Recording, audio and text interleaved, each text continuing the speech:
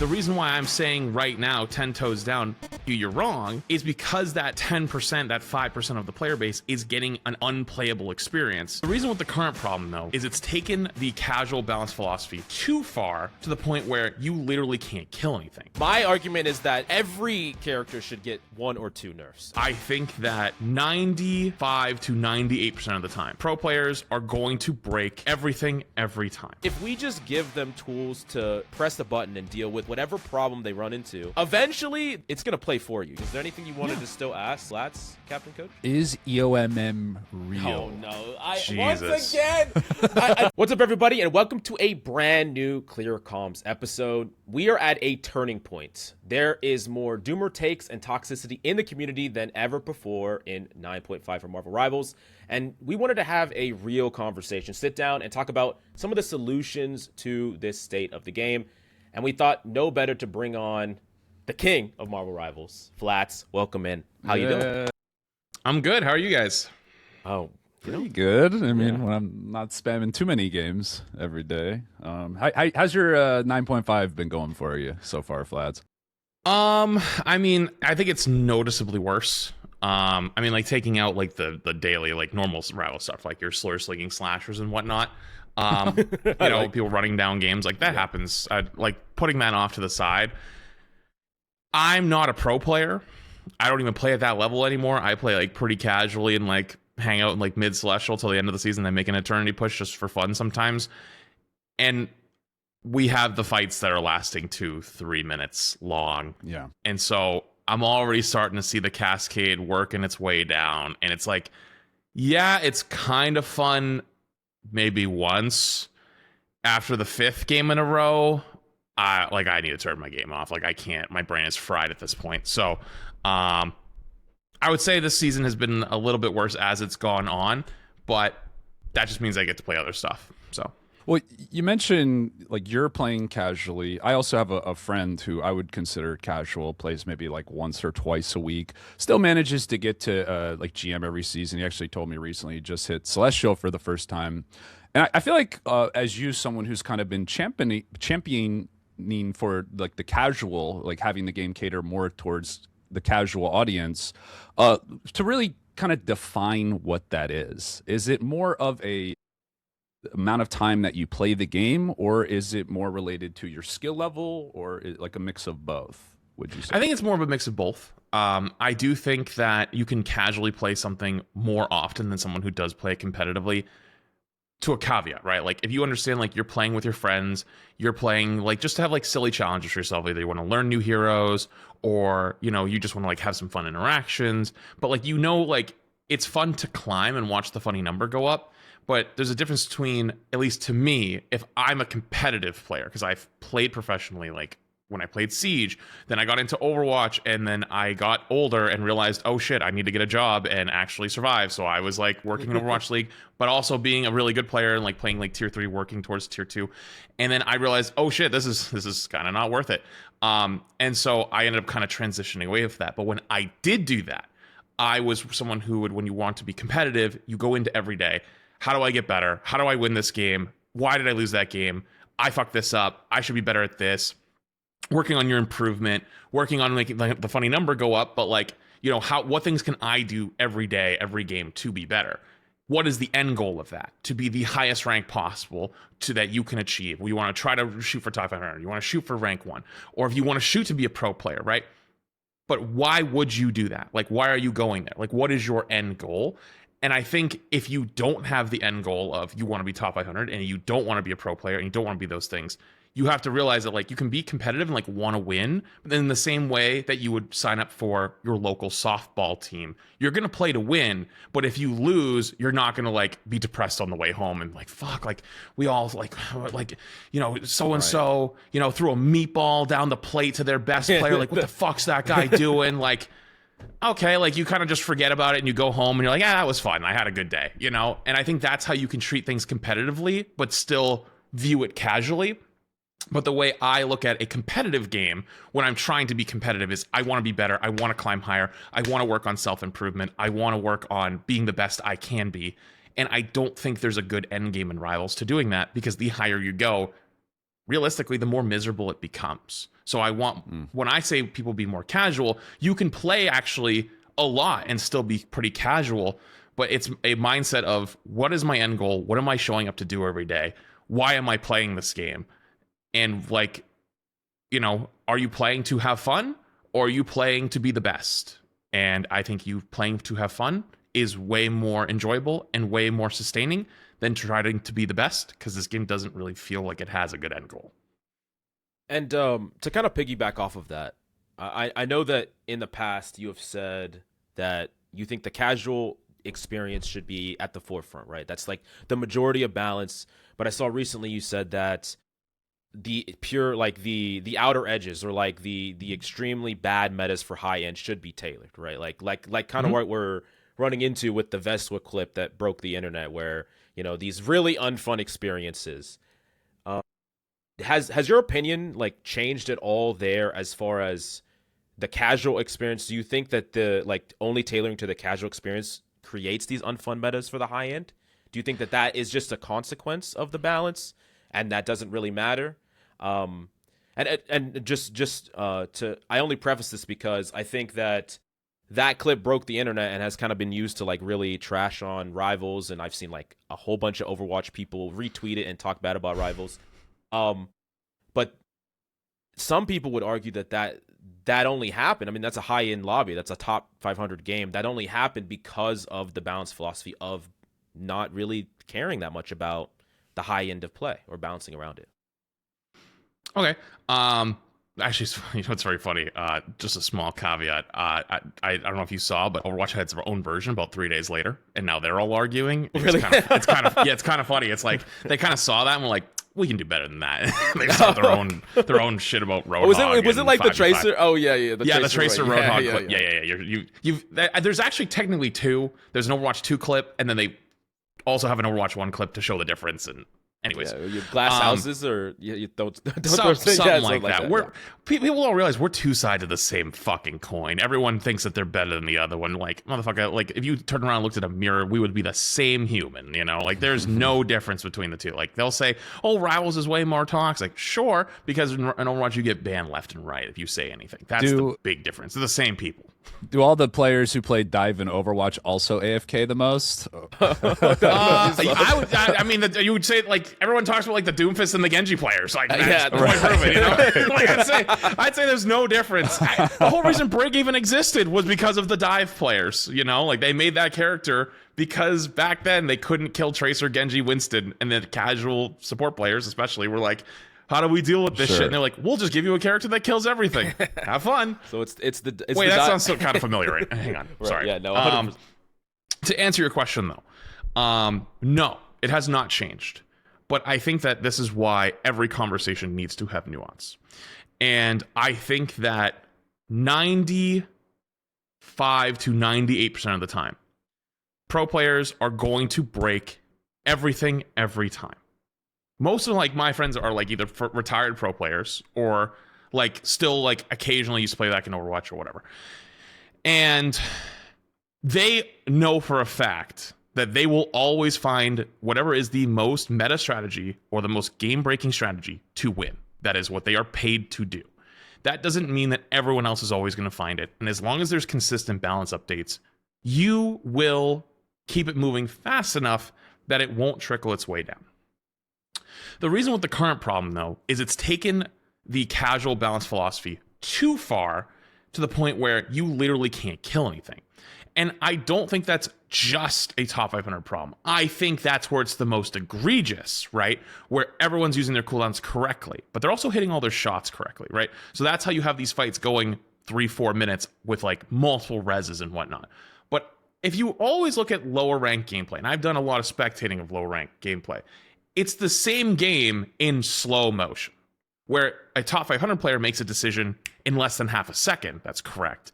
It might take someone in silver 8 seconds to make the same decision, right? And so they're not going to pop their cloak and dagger freeze as quickly, so they might die, but they're also missing 6 shots in between, so their health bar is going down slower. And why I say that is the same thing happened to us in Overwatch back in the day, where GOATS was the problem at the highest level. That was a top 500 pro player problem. No one else had it. And so the devs said, it's top. They'll figure it out. They'll figure out how to beat it. And so they left it unchanged for months. And then after months of people complaining, it started to work its way down the ladder. And people started to play it more and more, to the point where before a couple months, teams that scrim that are like plat teams. I know some people are going to be like, what do you mean plat teams scrim? Yes, the same way that you have softball teams, local softball teams where people play for fun. Yeah, people will play with other friends and they'll make a team and they'll scrim against other people instead of playing ladder. And it's actually an enjoyable, nice experience. And if you haven't done that, let's say you're a plat gamer, I actually highly encourage you to try to find a group and join a team to play and scrim, because you might learn more about yourself and you might make some new friends along the way. When they started scrimming, the plats would scrim, they started to play goats because they realized, oh shit, this comp's kind of broken if we just stand together. What did that cause? Then they would go play it in ranked. And then people would go, oh, I could cheese a game of ranked out or two if I can get my team to pick 6 heroes. And so people would try to be the nice guy and be like, hey guys, like let's pick this goats comp. I'm like, we'll just win, right? And they were playing it fuck all wrong. But they would still win because they could sustain and they'd sit on the cart and they wouldn't die for 6 minutes, right? And they would, even if you lost first point, guess what? On second point, there's no time left. You got to win one fight. That's it. And so it worked its way down throughout the ranks. And eventually Overwatch said, oh shit, we have a problem. And they didn't know what to do. They didn't know how to fix it. So they buffed Reaper, the tank killer. That did nothing at all. So then they said, okay, that didn't work. We'll nerf that guy. Let's buff Pharah. That didn't work. Okay. Pharah is like their flying squirrel girl. Best way, or their Iron Man. Best way to describe it. So then they were like, you know what? Actually, it's the tanks that are problems. So they nerfed all the tanks. Nothing changed. Why? Because it was a support problem all along. It was always the sustain that the supports kept going. And Rivals kind of has the same issue right now with the ultimate support stain, and that's why you see a lot of people calling to revert the day one patch where ultimates come up as fast. I actually don't think that's all that will fix it, though. I actually think that damage is too high across the board, and that's why also healing is too high across the board. It is needed to have healing that high because damage is that high. If you look at screenshots of stats from Season 2 versus now, you have pro players, like literal pro players on Magneto getting less kills and less damage than I get in an average control game on Mag, and I'm not even close to that level. Like, I'll have like 1.5 times as high stats because it's just been so juiced up. And so I think that they should be the focus, but it's gone too far, and you can scale that back without being disingenuous to the ideology overall that is the community that needs to be catered to first, because that's the lifeblood of the game. Pros will always break the game, but you cannot make the game unplayable for them. That's when it goes too far. Okay. And so far, right now, it's too far.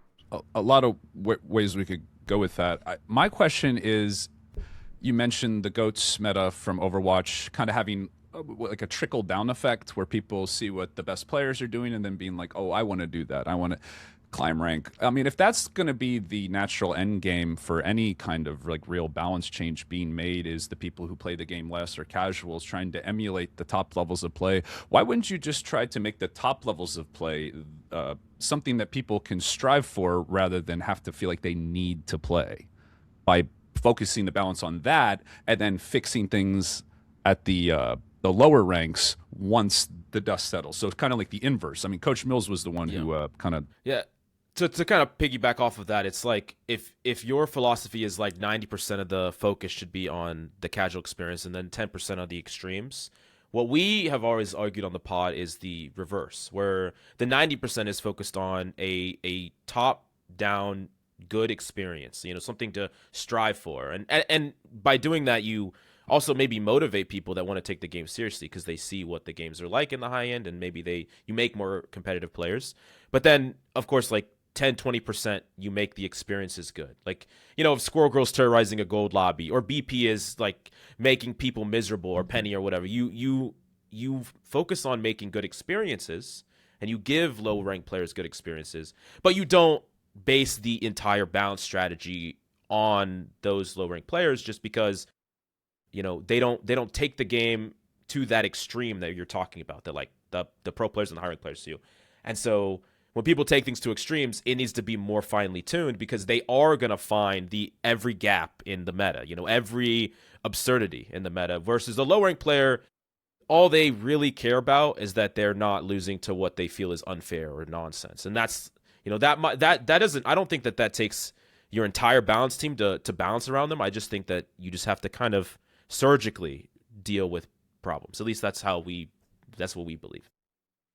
So I just want to completely understand before I respond.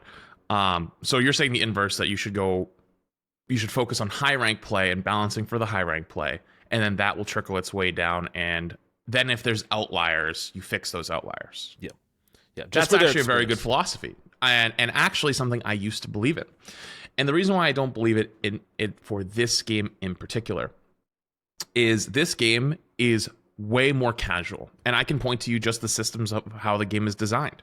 You can climb to GM easily with a negative win rate. I spectated a guy the other day who had been flaming me in my chat for hours, talking about, because earlier in the day, I was doing like a rank 1 spectating of like Veswa's Hood, right? And I don't know why it came up, but basically I was like, by the way, just so you guys know, like I always advocate if you guys have fun, but if you actually want to be good at the game, this is how you do it. And like laid it out. I just gave people like a game plan, right? Which isn't something I don't give too often, but like just felt like it because we were talking about it. It was a good discussion. And someone was very adamant that their teammates were holding them back. I had walked away to go pee or something. I came back and that guy was like hard shit talking to me like, that's a fucking moron. That guy's so stupid if he thinks like teammates to hold him back. I go, give me your account. Let's take a look. And it was the most disgustingly dog shit gameplay you've ever seen. It was horrendous. And I'm not even trying to self-plug. Like if you haven't seen the video, I uploaded it like 4 or 5 days ago. It is embarrassingly bad. So then after multiple games going through, the guy was kind of justify it, whatever, blah, blah, blah, blah, blah, went on. And there was some other stuff that went later on. I'm going to leave that out of the picture. But what has happened with this game is, especially when you see with online sentiment, people arguing, people always flex their rank, flex their peak of like, oh, like I got to this rank or whatever. But you know what always is followed up with? What season was it? Was it a boosted season? Did you do it yourself? Were you duo queued? What characters did you play?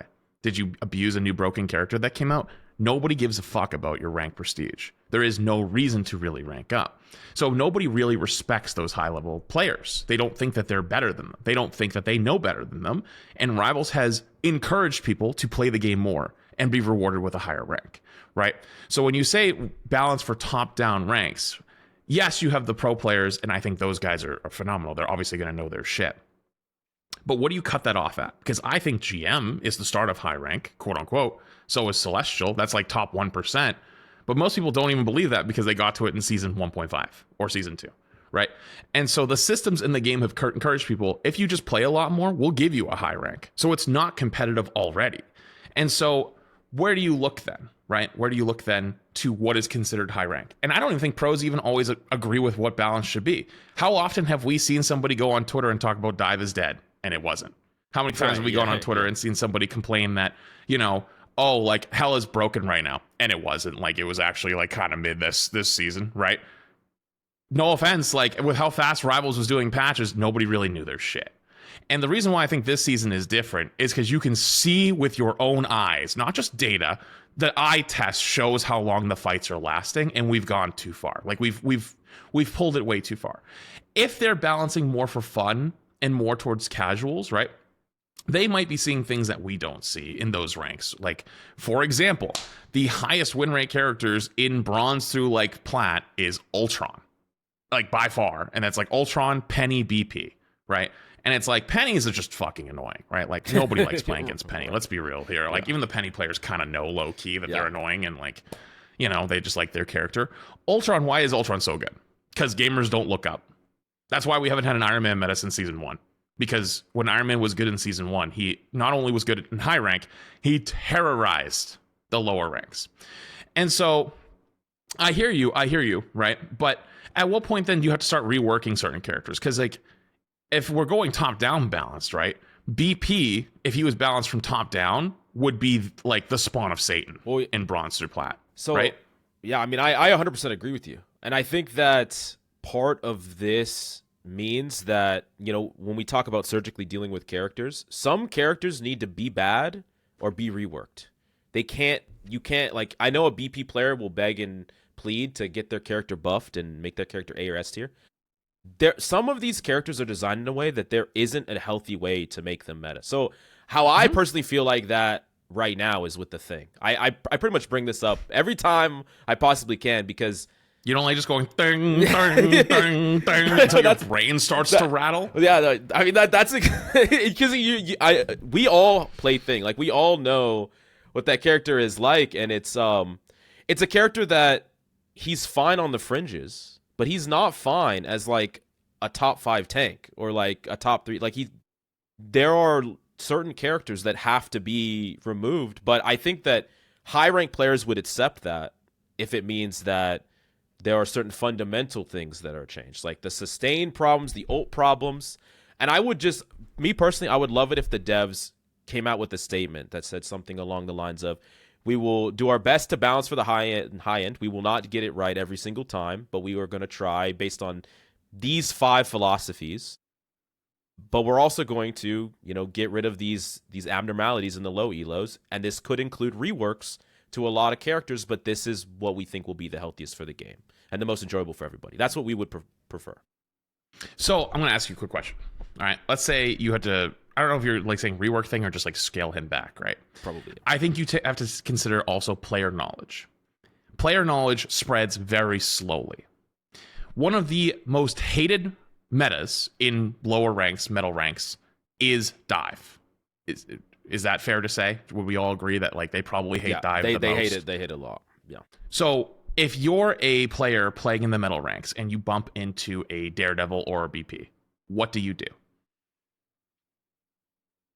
Yeah, Go you Thing? jump.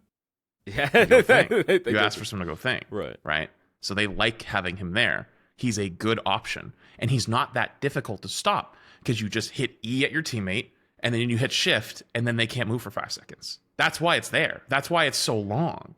Because if it was just a quick stun, you just leave it like an Emma stun, where like it lasts just the animation and then it's over, right? So it would be like the 2.5 that it used to be. But they need to make it longer because they take longer to actually execute the kills and to actually react. And so, for example, with something like Dive, they hate playing against it, but that's one of the only options they really think of. Bucky used to be one too, and they changed that because Bucky was like very well hated because it's like he has CC on his hook, he has CC on his E, he has CC on his fucking punch. Like this is ridiculous, right? He has CC on everything. It just feels awful to play against. But that was them trying to give another tool to the metal ranks because they're not going to hit the hook. Like let's be real, they're not hitting the hook. They're missing it. That's why they don't play Phoenix. That's why they don't play Hela. Like a lot of the hits that's why they don't look up. They just don't have the mechanics. So you have to think from their perspective, what do you do versus that? Especially with this game having such a large console player base where most of console plays melee, right? Like even top 500 console is mostly melee players, unless people are cheating with Zim and Titans. And I don't know about Titan, but I just know about Zim. That was my era of like console cheating. I don't know the whole Titan thing now. So like, what else do you do? Like, well, you can maybe go Invis or Cloak, right? So they gave Cloak another ability to survive. So they're trying to give them all these tools to fight against Dive because that's the thing that they hate the most. And I would bet that every season that Dive has been out, they have seen data on their back end of people playing the game less at those ranks. And so they're trying, or people not filling support, for example, in those ranks. And they're trying to encourage people to do it more by giving them more tools, which I don't personally agree with. But I'm just saying, like, from their perspective, I see why they're doing it. And if you went from top down, the only way that works is if you improve and you turn your game into a competitive game. That's why, like, we don't give a shit about BP and like really higher ranks now. Like, if you have a Cloak and Dagger right now on your team, you just hear him coming from because you hear his from like 900 miles away. Like, yeah, he's coming. You know, like I know his ass is coming. Then you can turn for him. It's like not that difficult. But they don't do that there. So I have a two-part response, and I'm gonna hit you first. I'm gonna hit you where you can really this hits home a little bit hard. Is the Mercy Mafia? Okay, we all know about the Mercy Mafia. And I feel like there's some things that happened in this game that very closely align with what happened with the Mercy Mafia, which is, you're spitting. First in season 0 with the Iron Fist problem. I think Iron Fist was like everyone's number one complaint, and he got changed because he actually, he's punching us now and not backlines. He's punching us tank players, because this might be a hot take. I don't feel like us tank players complained as much as the support players did back in season 0. Because there's not as many of them. Yeah, no, that's true. There's not even That is close to true. as many of them. There's also, I feel like there's some personality differences. We kind of Maybe a bit of bias. I'm just saying, if you talk to anyone about any hero shooter, Overwatch or Rivals, about balance, the tank players are the most honest and will advocate for their own characters being nerfed more than other roles. DPS players, motherfuckers, the dive players especially, always say their characters are shit and need more buffs. Hit scan players always complain, like, everyone hates us. They say we're so broken. It's not even that good this season. Support players, same thing. We need more tools. This is, like, this character sucks, buff this, whatever. Tank players, they'll go, yeah, Mag's a little broken. We need to scale that back. Thing, yeah, that's too much. We need to pull that back. It's Penny, because okay, it's kind of annoying to play against. They're the only ones who do it consistently because they get to see everything, and they're the most blamed, so they're much more honest. Something about getting Jeff booped 3 times into Emma Grab, into Jubilee, you kind of start to lose your self-respect a little bit. It's because we are part of the system. Like, we see the system, like the system of the hero shooter. Like, I feel like a lot of DPS players, I mean, if we think of like dive players, they just think about their interactions on an individual basis. Supports think about their interactions on an individual basis a lot. Tanks understand that it's like, I mean, tanks need the team more than anything else, right? There's a lot of things we cannot do. We can't control. Unless you're the hood. Okay. Yeah, we'll definitely talk about the hood a little bit. But anyways, and then eventually we ran into a dive mode. I think it was like season 2, season 3. I forgot exactly the season. And there was like the support strike that happened, which was definitely a vocal minority. But there was also definitely dev responses to that. There was instant dev responses to Iron Fist. There was instant dev responses to the dive meta. And basically from then on out, it has only felt like supports have gotten more tools, non-stop tools. Like the devs have basically done everything they can to quell this community of people that want it. And I'm not saying that every support is saying that, but I am saying that they have undoubtedly bounced around them. And it feels very similar to me to the Mercy Mafia, where there was a vocal minority that no matter what they said, like they had so much power and sway. And I feel like Overwatch doesn't cater to those communities as much as they used to. They might. I've been from the outside looking in. I saw some takes from some other creators talking about it, but I think that it's a 2-part problem where, number one, I think you can have your cake and eat it too. Like, if we talk about Thing, he still counters the BP without being able to be OP in a poke meta where he's swinging front lines and gaining 120 shields nonstop. But number two, there needs to be some growth that is allowed to happen with some of these players. We can't have them where if we just give them tools to press a button and deal with whatever problem they run into, eventually the game's gonna play it's gonna play for you. You press one button and your character does everything for you. So you see why I wanted to revert the team ups, by the way. The old system. I'm just saying that was supposed to be like a grand like, we've gone too far moment. Like, don't get rid of them. Like, they worked. There's like 120 of them. Like, keep them, obviously, but like, there's no reason to have the enhanced versions most of the time. You just have a free button all the time. There's no reason to work together. Have you seen what Luna Cleanses looks like? We all see the clips of Cloak and Dagger every time. Yeah. Let's not forget about Thing. A bung bung bung bung bung bung.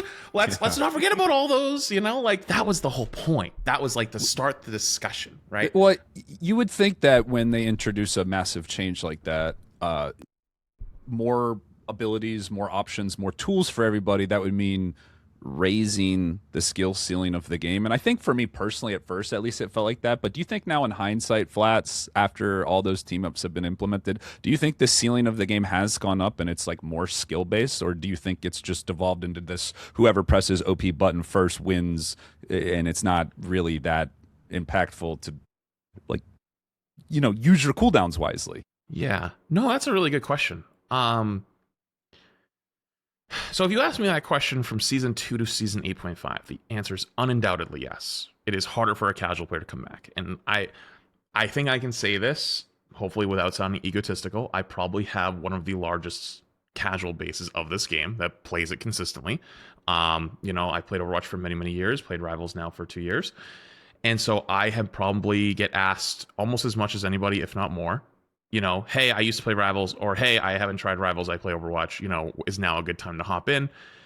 And then people will also come in and say, hey, like, I've been trying to get back in, I've been struggling, right? And I would say that the game has gotten much harder because people have learned how counters work. They've learned how interactions work. You know, like, oh, they're cloak and dagger ulting, let me mag ult it, right? That was something people learned obviously like towards season 1, but people knew, all the real good players knew it in season 0 and from the betas, but like it became more common knowledge in season 1.5, you know, as people start making TikToks, etc. But like as the game releases so many new heroes and whatnot, like we figured it out pretty quickly, right? Like, you know, I remember talking about how Thing is good into Dino when Dino came out, and people were like, you're stupid, shut up. And I was like, well, he does percentage based damage, and Dino has a huge health pool, and like you both are un-CC. And now, like, you know, like as time goes on, like, oh yeah, he's actually pretty decent into him. And so there will always be pushback on that. With Season 9 specifically, it's hard to say if it's actually gone up or has it stayed the same. Because, like, yeah, there's also lots of bailout buttons, but I think that two sentences are true at the same time, and I know this is hard for some people to understand, but, like, just try to, like, give it a second. It is at the same time extreme sustain where nothing dies, but also you can get one shot. And what I mean by that is you really need your supports to constantly be healing your tanks, like constantly be heal botting, basically, or you will die. The reverse is true, though, where you're all shooting the enemies at the exact same time, DPS, supports, whatever, and they feel like they don't die because they're getting healed, right? They're getting hard pumped. I think this is by design, by the way. I've been very vocal about them trying to make this game very like dopamine fixated and yeah, I don't disagree with that, actually. Right. I think you're right. I think you're onto Right. something. Actually, I was going to say something a bit more diabolical when you brought up the whole Mercy Mafia and stuff like that. Like, I don't know if you know this, because I don't know how tapped in you are with Overwatch these days, but there was a leak that basically Overwatch almost shut down when the PvE debacle happened a couple years ago. The game was such in the shitter. Yeah. But apparently, like, Kiri was the only thing holding the game, and then the La Seraphim collab came out, and it sold so well that they were like, "Fuck it, let's give this a shot." Oh, shit. I'm like, and it's like you. So can they kinda see with actually the way, did have more power than like actually the entirety you of the see power. why the skins go the way Okay. they do, because they just buy them more. That's what keeps the game afloat. That's why that's it's crazy. funny That's- with Rivals. I don't actually think I think there's actually a little something to that too. I think there's a little something to if you look at the skins, like you actually see probably more support skins than anything, or at least you'll see towards the women characters. You'll see more skins than maybe some of the male characters. And you know, I think that could be potentially a very sneaky like underlying tone of we need these support players. But I'm going to play devil's advocate to the same sentence and say, when you queue up and play ranked, though, what is the role that you have to fill the most? And some people are going to say tank. In my ranks, I think it's support, and it's not close. It's support. by a mile. Yeah, I don't it has think to anyone be. wants to play it because it low-key does feel like a victim role sometimes, where you said by design, it feels like it's supposed to be more heal body. I think the opportunities to actually be aggressive and do things are less now because if you aren't heal botting, your tank will explode. I agree with that. I definitely So you kind of are now forced into the cycle of you can't play like offensive. You have to sit there and heal bot. And then if they're playing, for example, let's say Black Cat, right? Like somehow made through the ban phase. You are fucked. You are basically sitting there and going, please don't choose me, please don't choose me, please don't choose me, please don't choose me. No. And waiting because you're not getting help. You're not, you're like, guess what? The Thing changes made it so the Thing wants to punch the other tank, so he keeps getting overshield. Bong, bong, bong, bong. He does not want to sit on you and wait for the Black Cat to show up because he doesn't get any dopamine. He doesn't get his cooldown. He doesn't get to keep punching. So the dive tool at the high rank is actually gone. It's now punching the other tanks. But it's not fun. It's genuinely not fun to play. So Rivals is in a tough spot here. Where what do you do about the supports? Do you give them all these cool tools to survive, like these buttons that win them the game? So people will play it more and you'll win more games, or they take those away and people queue the role and play the role even less. So right, this is what I will say. I think ultimately the decision to constantly add sustain tools to supports over time has backed them into this corner where now their whole job and purpose is to heal bot. But if we look at Overwatch, that's not always been the case. With characters like Ana and Zen and Lucio, and like the ability to play make as a support, which I don't know about you, but I find way more enjoyable than standing around and just Overwatch trying is to 10 just times better in the support role. Yeah, but by far. But it doesn't have to be that way, and that's kind of like when I saw your take about removing the team ups. I can understand exactly why that might be a great idea, like because what we like the results. But why couldn't we, instead of give supports buttons that just get free value, like an ice block or a gambit bubble or whatever, why not give them more problem-solving tools, skillful tools, and not just give value for free. Like, press button, you get value. Like, maybe that is because they're balancing purely with the low ranks in mind. They're only thinking about, okay, how do we give them ways to deal with these problems that take no skill at all? But I feel like we've run into these problems because of it. And I think that is a consequence of like hyper balancing around casuals, is because of that. Because a cloak using ice block, every rank's gonna use it the same way. Under pressure you press it. So I'm gonna ask you a question and see if you agree. What team up do you think is better on Cloak and Dagger? The Hood team up or the Freeze? The Hood team up's really good with Hood on your team, right? It's really I think it's by far Yeah. way better. Like, it's disgusting if you actually have the enhanced version. The enhanced version of Luna, I don't even know what the enhanced version does for Luna. It doesn't matter. You still get the same freeze. Yeah, it's just it heals. It passively heals, but it's whatever. I think it depends for exactly this, where you're asking a dev team to come up with 120 give or take ideas for characters to give them interactable and, quote, fun abilities to use, right? On top of what they already have. And then also make them somewhat balanced. Of course, there's going to be misses in there, right? But what I think is very interesting is there's team ups that are obviously frustrating and annoying to play against. For example, the Cloak and Dagger Freeze. But if you actually are like have an understanding of the game, you play the Hood one, and you play with Hood, and you just roll them, you just run them down. So for someone that's in the higher ranks, you just play that one, and you get the huge damage amp, and you actually will do way better than someone who's playing on the Freeze. Like, if anything, they're kind of trolling playing on the Freeze. But in their ranks, it's really good. So it's kind of like a give or take. It's like, yes, that one's a problem, but it's mostly a problem for them, not for us. Like, if you have Hood available, you just play it every single time. Let me give you a better example then. What about Bucky and his Elsa team up? Where it literally just turns them into... It's like over 400 health. It's just a stat check monster. I mean... So the cap one, what does the cap one do? Enhance? I don't remember. Or just the cap one in general. It's just like you jump to people, right? You like knock... For Bucky? Yeah, Bucky. It's like a knockback, yeah? No, it's with Punny. Oh, it's a knockback? Yeah, he doesn't have a cap. He doesn't have a cap team up anymore, right? Isn't it with Punny? I thought it was with Punny. Isn't it like the Was it Punny? Yeah, he has like the... It's like the tentacle arms. You never use it. You just use the one that... Yeah, you just sit there and you keep spamming your abilities. You just keep spamming your... just infinite value and sustain. So, that's an interesting one, right? Because at the higher ranks, I think it gets infinitely better because like you're just getting to shoot more often, you're getting to do more damage more often, right? But I think if you're in the metal ranks, does it really matter which one you're choosing? Like, you get to have the Bucky one, like you might think it's better versus Dive. And you know what? Part of me thinks actually, now that we're having this conversation, when Bucky was an anti-dive hero, I bet they already were cooking that idea. I bet that idea was already made, or like they were programming it and balancing it. And I bet that would have been another stun tool before they decided to revert Bucky from being an anti-dive character to be more of a DPS character. I bet it was going to be not just a knockback. I bet it was going to be a knockback stun. And so it was probably something that they had already made before. And then the balancing team said, shit, people really don't like this version of Bucky. We need to change it. And they already had the team up thing planned. They told us, like, it was a year plus in advance. Like, they started cooking all this stuff up.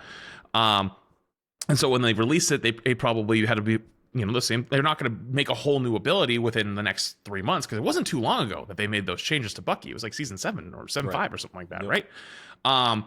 So they have to put out the content. The content train doesn't stop. And especially with NetEase's pace of like how content goes out. They are already breakneck pace ahead of the rest of the industry. It's disgustingly fast, right?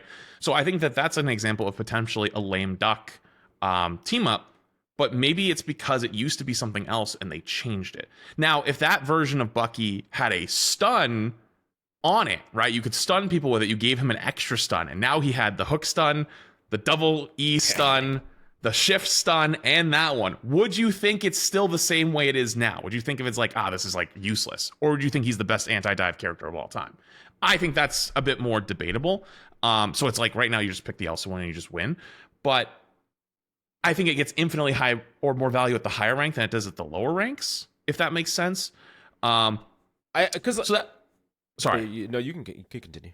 no, I'm probably rambling too much. Oh, you go. Well, just what I was saying is like I think that like you said it's a lame duck one where it's like it's kind of like an outlier. I think my ultimate problem is like if you're gonna implement a system like this with team ups across the board, there can't be this many misses or this many team ups that just provide value for very little. And I think ultimately what this conversation is about is actually power creep. Like I think that's the big thing where it's mostly every one of these team ups are up too often. They're on too low of a cooldown and they're too powerful.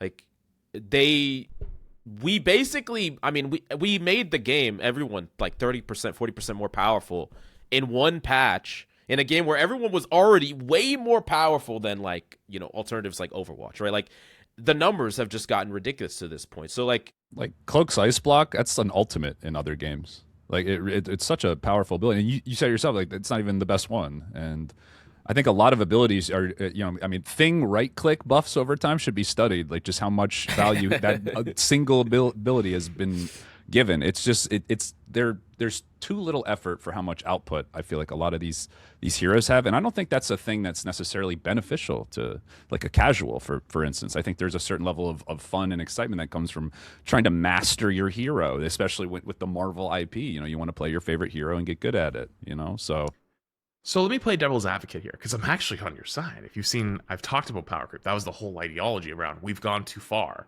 right? Like team ups, in my mind, were supposed to be a special effect for working together with another player. Now, people will argue, oh, but people weren't working together. I looked at Season 1 Punisher Rocket as a great example. That shit was so strong that we're like, we need to have both. Most of the team-ups over time became kind of useless. That's why we all wanted a revamped team-up system. Everyone was talking about, we want cool team-ups. We want good team-ups. And that's what we asked for. And so instead, we got the equivalent of Overwatch's perk system, where you just have it all the time, and then you either get a slightly juiced up version that really doesn't matter, or you get a juiced up version that's actually pretty good, which is less often. Let me play devil's advocate here, though.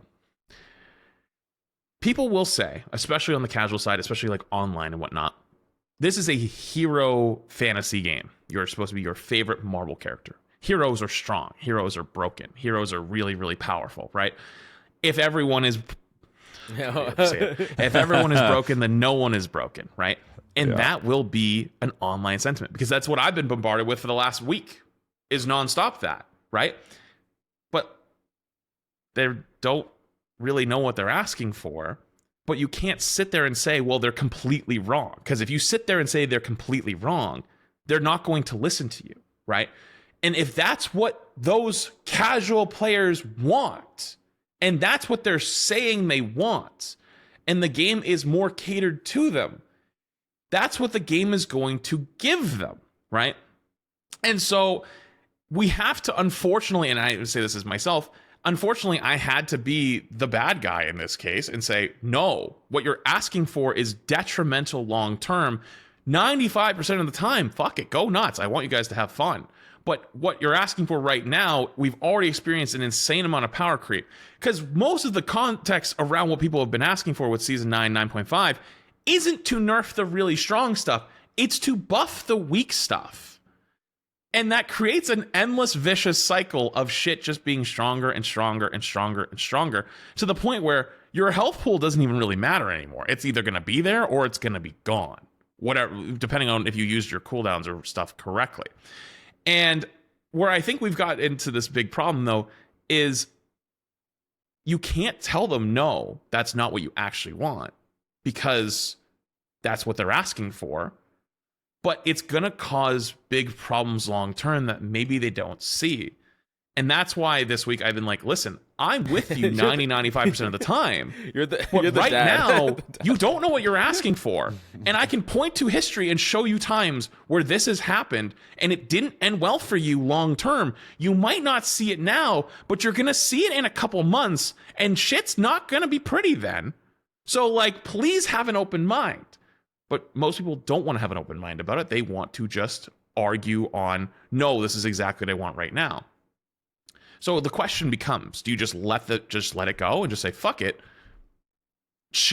deal with it when it becomes a problem for you, And maybe that's what Rivals is going to do. They're going to wait till the majority goes, oh shit, this is actually pretty bad. Or they deal with it now and start to slightly scale it back. And I remember season 7.5 or something, they did the nerf season. And I remember I was like, it wasn't enough. It should have been harder. And do you guys remember what online sentiment was about that? This is awful. They're ruining the game. This season sucks. Why'd they nerf this? Like, oh my God, they're catering to pros. They're ruining our game.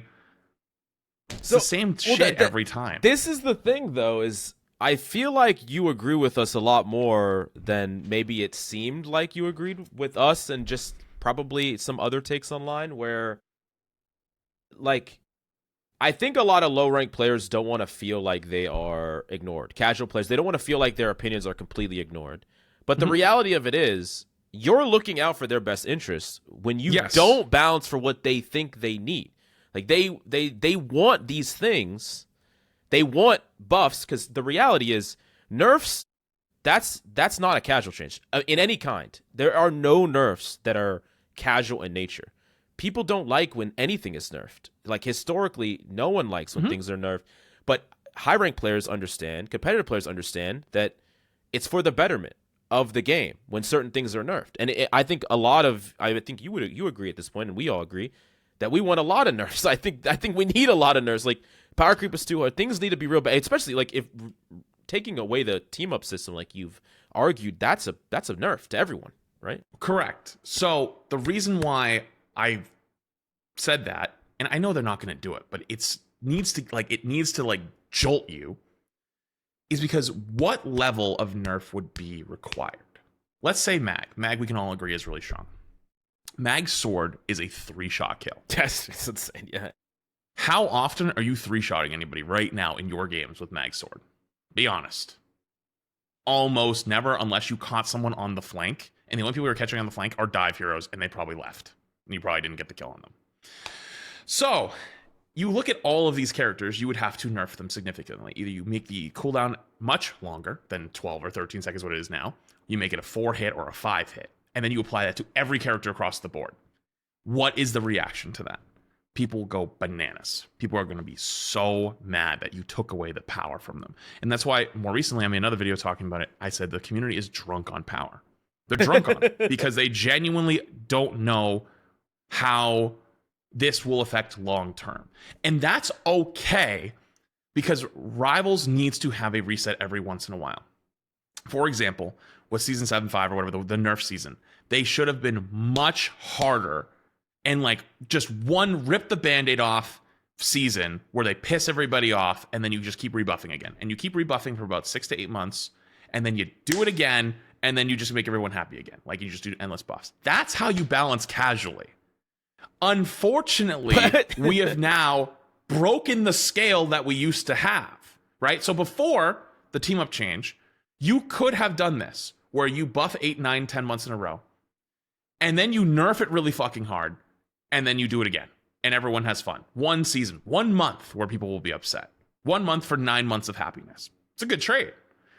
Now that the ceiling has now jumped so much higher for power, there's no real way to make it lower unless you sweepingly make them shit across the board. And I think people would really hate that. So it's like, they've kind of put themselves in a corner where you don't really, like, how do you solve this? I mean, the answer that they're going to go with is they're going to nerf the strong team-ups. They're probably going to nerf, well, they're not going to nerf Luna, but they'll nerf Cloak. They'll probably nerf Mag. They'll probably nerf Thing. What if instead they just buff everything again? Because that's what casuals want. That's kind of what I'm getting at here, is like, because it will become more polarized, right? Where you will, well, for high-ranked players, but not for low-ranked players. If you just give them more survival, it will trickle down. It will trickle down to them over time, like not right away. Not if all the top players quit. My problem with the trickle down thing that happened in Overwatch is I don't feel like there's enough time to trickle down in a game that changes this much. Like with patch to patch, like in Overwatch, we sat in the same meta for a very long time, so there was plenty of time. I don't know if. Like, I think if the devs really wanted to, they could literally say, we don't care, like, this Vespa clip, that's only for high-level players. We don't care about you. We don't care about you at all. And they just keep going down this road of, like, actually, we're just going to start buffing. Because here's another question I have for you. Should dive ever be meta? Or even good at all? Like, Why not make every single dive character C tier or less if dive seems to be a meta that no casual player enjoys at all. That's a great question actually, because most casuals do not like it. But also, this is where you come into and go, well, what about the people who actually play dive? You know, like you always make their characters perma shit, and I think this is where you have like a little bit more nuance to it of like, yeah, letting them have a season or two here and there is not bad, right? Does it put a scar on the community? Yeah, like people are still banning Daredevil, you know? And it's like, okay, like Cat's right there, sure, absolutely, but like, why are we banning Daredevil? Like people will still do that all the time. And I think that's part of the cycle of hero shooters. No matter what meta we have, people are going to complain always. So as long as they're keeping it frequent, that's okay, right? Like I would say dive should probably be the least frequent of the metas because of people freaking out all the time about it. But having it every once in a while keeps it fresh, at least for a little bit. Then we go into brawl, and then we go into poke, and then the cycle just continues to loop back around, which I think is good. You're never going to make people happy no matter what, but keeping it fresh is also important. Does that make sense? I agree with you. See, okay, this might be a hot take. I don't know if you agree with me or not, but I think that the most healthy time in Overwatch and the time when the game was performing the best was during those first 2 seasons where dive was the best meta. Winston, D.Va, Genji, Overwatch Tracer 1? in Overwatch 1, where dive was the best. And I think that the beginning of the downfall of Overwatch was when they finally bent the knee to casuals. Because you said in your video yourself that they introduced Brig because casuals couldn't deal with dive, right? That's the whole reason that she existed, and she had all these sustained problems. I mean, that's what it is. It's a sustained problem. And it broke everything, where the game was, like, despite the complaints and despite casuals not being able to counter dives, quote unquote, the game was doing better than ever when dive was meta, and only when the devs finally bent the knee did the game start its downfall. Like, I don't think that, regardless of the complaints, because like dive to me is an inherently, it's skillful. It requires coordination. It requires comms. Like you need. There's a lot of things that you just don't have in low elo where it's very hard to emulate the divers. Like and in the same way with Overwatch, where I mean, dive wasn't meta in Plat back then in season 2. It was Reinhardt or Cass or whoever. Like, so anyways, I'm curious what you think about that, because I really do think that the bending of the knee was what caused the problems, not the complaints, because the complaints were there from the beginning, but Overwatch was doing better than ever in the first 2-3 years when dive was meta. I don't necessarily agree with that, because I mean, if we're talking season 1, season 2, like we were just coming out of hero lock, so like it was like 2 Winstons, 2 Tracers, 2 Zens, which was the beginning, right? Like season 0 into season 1. Then it actually became, I wouldn't say dive, because D.Va was still shit. Like dive wasn't yet a thing. It was actually the Ryan Zarias for a long time, and then dive popped up around like season 5, 6 through, I think it was like 5. It was like 4 or 6 through 8. Was like the of Overwatch 1, which is like the real power cycle. And I'd argue they had the same issues where people would talk about insta-lock Genjis the same way people talk about insta-lock Spider-Man. That was me. That was funny. in Rivals. Like they're the two sides of the same coin. This might be a hot take, but I think Overwatch 2016 is not nearly as big as Rivals was in 2024. Strictly speaking, because of how much bigger gaming was. Like COVID exploded gaming. In terms of how many people existed, there was way less. There's like a couple like really iconic Overwatch clips that have like millions of views because it's been 10 plus years, but there's like Rivals ones that eclipse that by miles, and it's only been 2 years. So I think overall it's bigger. Now I want to preface that by saying, you know, it's a little different now, and I think like there's much more casual gamers now than there was then. I think people were more competitive on PC gaming, especially, and Overwatch was a PC focused game for sure. It was not console focused, at least during those years. Now, I think that we obviously don't know the data of like how many people were playing the game and whatnot, but the game did have its fair share of problems already before dive, just with like community issues, people like, you know, not getting healers on their team, not getting the right tanks or whatever, and then you would run into a well-coordinated dive and you literally couldn't play the fucking game, right? And that's why Mercy was so strong, actually, originally, because Mercy was a beloved character who was kind of shit. So they reworked her and they made Moth meta. And Moth meta is what helped enable dive so much, is having that really powerful support along with Zen, which was for the damage boost, or sorry, not damage boost, like the Discord on some one person, they can all run at them. I think there's a real possibility. The thing that made dive actually even meta was Mercy plus Diva was like the hyper mobile support, because they were trying to get people to play support more back then and tank more back then, because everyone just played DPS. Everyone wanted to play Tracer. You want to play Genji. You want to play Cass, right? All of these things, right? And so once they got people to play those other roles, they had created this dive meta, and they realized, oh shit, like if somebody runs dive into you with these characters, you can't play anything else. And so the meta became polarized around it, and it became really, really strong.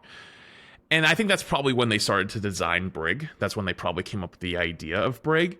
And I think that they really wanted to counteract dive, not just for the casual, but I think just because how much better Mercy had been for so long, that they wanted to slow the game down, and they thought Brig would do that. I don't know. What they didn't realize is by creating a character. Sorry, I might be messing up my timelines, because I like from my recollection, or from what I remember is like, what was it? It was like Apex back in Korea, where we had like Temu, and like, I don't know if you watched that back in the day, but it was like we were.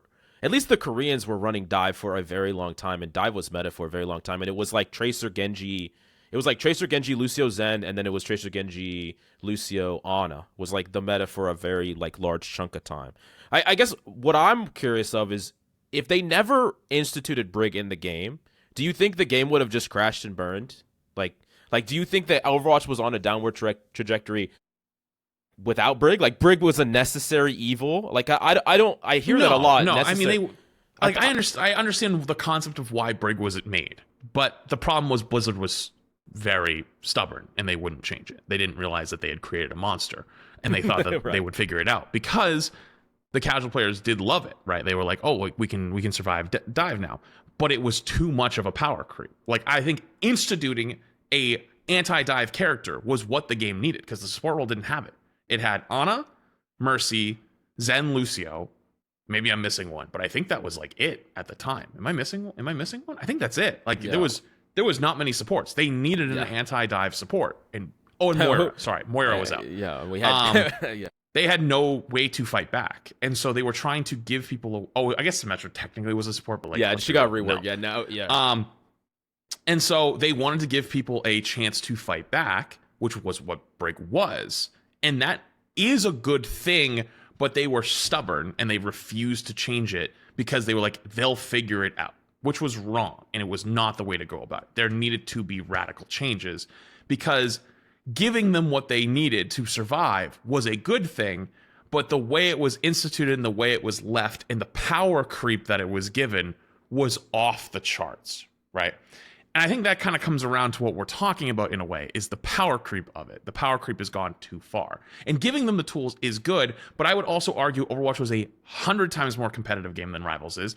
And it was advertised as a hyper-competitive game. It was not advertised as a casual game. You played it because you wanted to be the best. You wanted to go to Korea. You wanted to go to Korea and beat them. You wanted to win. We all know the XQC clip. Yeah. Then you wanted to go into Overwatch League. You wanted to be a pro player. You wanted to play on stage. You wanted to have millions of fans. People had that mentality since 2016 all the way into 2018. Their culture was, it's a competitive game first. And so they knew going into it, this is a competitive game.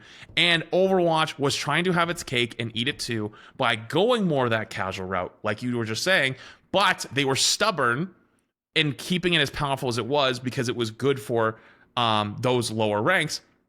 So much so, there's a very famous story that a guy was 2,200 gold. That's the equivalent to today. I remember this. Gold 4. Neek, who I played with the guy. He was so shit. It wasn't even funny. Who climbed to 44, 50, 4,500, top 500, top 100, Brig only. He was handless on anything else because of how good the character was. It was disgusting, right? And so that was a good example of power creep out of a good idea that they were stubborn and didn't want to change because a lot of people were voicing that this is really good. We like it.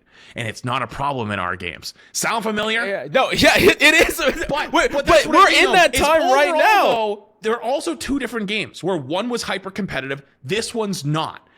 On average, the game being more casual and more casual friendly and focused, I think, is what has kept this game dominating the charts in this category. If it went hyper competitive tomorrow and reworked its rank system, got rid of chrono shields, you actually have to win more games than you lose to climb. Yes. It would fucking shoot itself in the foot instantly. Instantly, the magic would be gone. Do you think that? So my theory though is, I mean, this game releases so much content. Do you think that casuals would actually not play this game, considering the amount of hero releases and content coming out into this game? We never got that even remotely close in Overwatch. I mean, that is, I feel like that is so strong to the point where if every balance patch they added one competitive change, one competitive tweak, it wouldn't affect this game anything. doesn't have the sauce of competitive Overwatch. I'm sorry. Like, it just doesn't. Like, it's not even close. Like, if you're talking 2018 peak Overwatch League, Season 1, yeah, I XQC remember and the it. Dallas Fuel, Seagull and the Dallas Fuel, this game has no sauce, like, in comparison. Like, nobody gives a fuck about pro play in this game. Pro players in this game are laughed at by every casual. They have... And I don't even think that's necessarily right. I think there's ways that they could put more motion into it. Like, rivals could do more. But also, there's just nothing there right now. Like, it's just not there. But don't you think that's a result of the way that they balance the game though, and you're creating your own loop. What's that called? Where you create your own feedback. They're creating that. You could argue that, yeah, for sure. But there's a reason why this game keeps dominating the charts and probably is printing them money. And I think they would be foolish to ruin that. How much is carried by the Marvel IP though? From the Marvel IP to the consistent releases, do you not think they would also be dominating if they just had a different philosophy? How many Marvel games have been released in the last 10 years that have just flopped? Fair point. Very Tons. fair point. This game had the sauce. Like, I played the alpha. I mean, all those games were hyper casual though, right? Like, not a single one of them was even a smidge competitive. I can't think of a single Marvel game. I mean, maybe there is one. Maybe Marvel Snap, if you want to say Marvel Snap or whatever. But like, was Strike? I don't even know if was Strike. I didn't play any of them. Not competitive. Well, that you care about this one, and people care about this one because it's a competitive hero shooter. All I'm asking is a little bit more of that competitive hero shooter and a little bit less of that casual. While still, like, I once again, I do not want to ruin the casual. So let's be more specific then. Let's be more specific. What are you asking for? What I'm asking for is, first off, we need to fix this problem first before we talk about like the power creep problem. Like, the power creep problem that is happening right now, where everything is way too. We need nerfs. Like, we need a lot of nerfs. Like dramatic nerfs across the board. Like 10.0. I mean, I don't want to see a single buff. Can you give me like? Listen, by the way, I just want to say, I'm pressing you really hard because I think it's a good conversation. No, please. Like, I'm not upset. No. I think we do this every week. We love it. Oh, the very first thing is the overperformers. I think these were obvious ones that we could have nerfed in 9.5. So like Black Cat, Magneto, Thing, right off the top. I think very easily. Elsa is also included. You could probably include Widow in there, even though I don't think she's as big of a deal as the other two. Would you include Cloak and Dagger? I think that going along with this is an increase in cooldowns for most team-ups. Like, almost every team-up should have an increase in cooldowns. I think Magneto's is at, was it 15 seconds or something? I want that to be 20 seconds. 14. Would you include Cloak and Dagger in that, though? Just curious. The nerfs to Cloak and Dagger? Yeah, I would probably include somewhat of nerfs to Cloak and Dagger, but I think like Luna, Gambit, Mantis are like more important than Cloak and Dagger. But like like if I'm talking about off the top, but my argument is that every character should get a nerf, 1 or 2 nerfs, and like I know that like I don't even know what your chat is saying right now. They might be losing their minds, but we've gone way too far. I mean, like right now, dive tanks they don't see any play. Venom, Cap do not see any play because they literally cannot. They can't play their gameplay loop out without blowing up. They literally can't. There's too much damage. The sustain protects the backline for 10 seconds, and they die in that window. Like, not enough windows of counterplay, both in between individual cooldowns, mobility cooldowns, and I would say defensive cooldowns like cloak, bubble, fade, but also just the passive sustain. Even if you mess up your cooldowns, if you just go triple, it won't matter. So for me, when I look at like balancing, I mean, you said it yourself, they kind of balance more towards what's going to be fresh at the time, not actually what they think is really going to give the game the most competitive like richness, like integrity, right? So when you look at the balance, I'm looking for things where the fights aren't just press a button and win. We have moments of counterplay, opportunities where you can punish if a mistake is made, right? And then we go to like triple support. Obviously, their ults come up way too quickly. I shouldn't. The only time that I experience like a normal neutral shouldn't be the first minute of every game, and then the rest of the game, the next 10 minutes is just ult, and that's currently what it is. So I need more parts of the game that are not just press a button and win, like thing punch, like support ults. We need more opportunities to make plays and have impact on the end game, like what happens at the end of the game. So there's a controversial figure that you and I know really well, Flats. Samito, shout out Samito. And he's been preaching this same concept for a long time. And, you know, it was easy to disagree with him back then. It's not so easy to disagree with him now, which is that there is no meaningful downtime in this game. There's actually no meaningful downtime at all, where a character doesn't have an ultimate or an ability they can press. But as we've seen in, like, I hate to bring up Overwatch, but like Overwatch has made infinite mistakes, so I don't want to like put them on a pedestal or anything like that. But you go in, you bait out BAP lamp, you cycle out. There's a vulnerability window there. Now, it's not like there's nothing he can do, but there's a cost to play in a bad position, have to use lamp, not have it, right?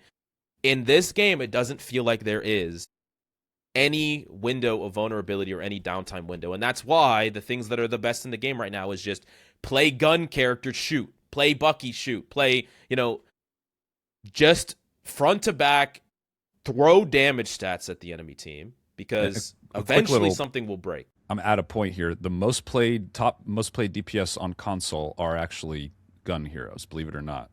Which was what we covered last week with what was it, Light? I don't remember who, but like just to kind of highlight a point where it's like balancing versus lower ranks. Those heroes are still picked in those ranks as well, like high damage. So sorry, I didn't mean to interrupt. So yeah, I guess what do you that's what we want. What do you see the consequences of that? I know you probably have a lot of casual people in your chat. Like, what are they saying, or what do you think about like some of these solutions? I don't really.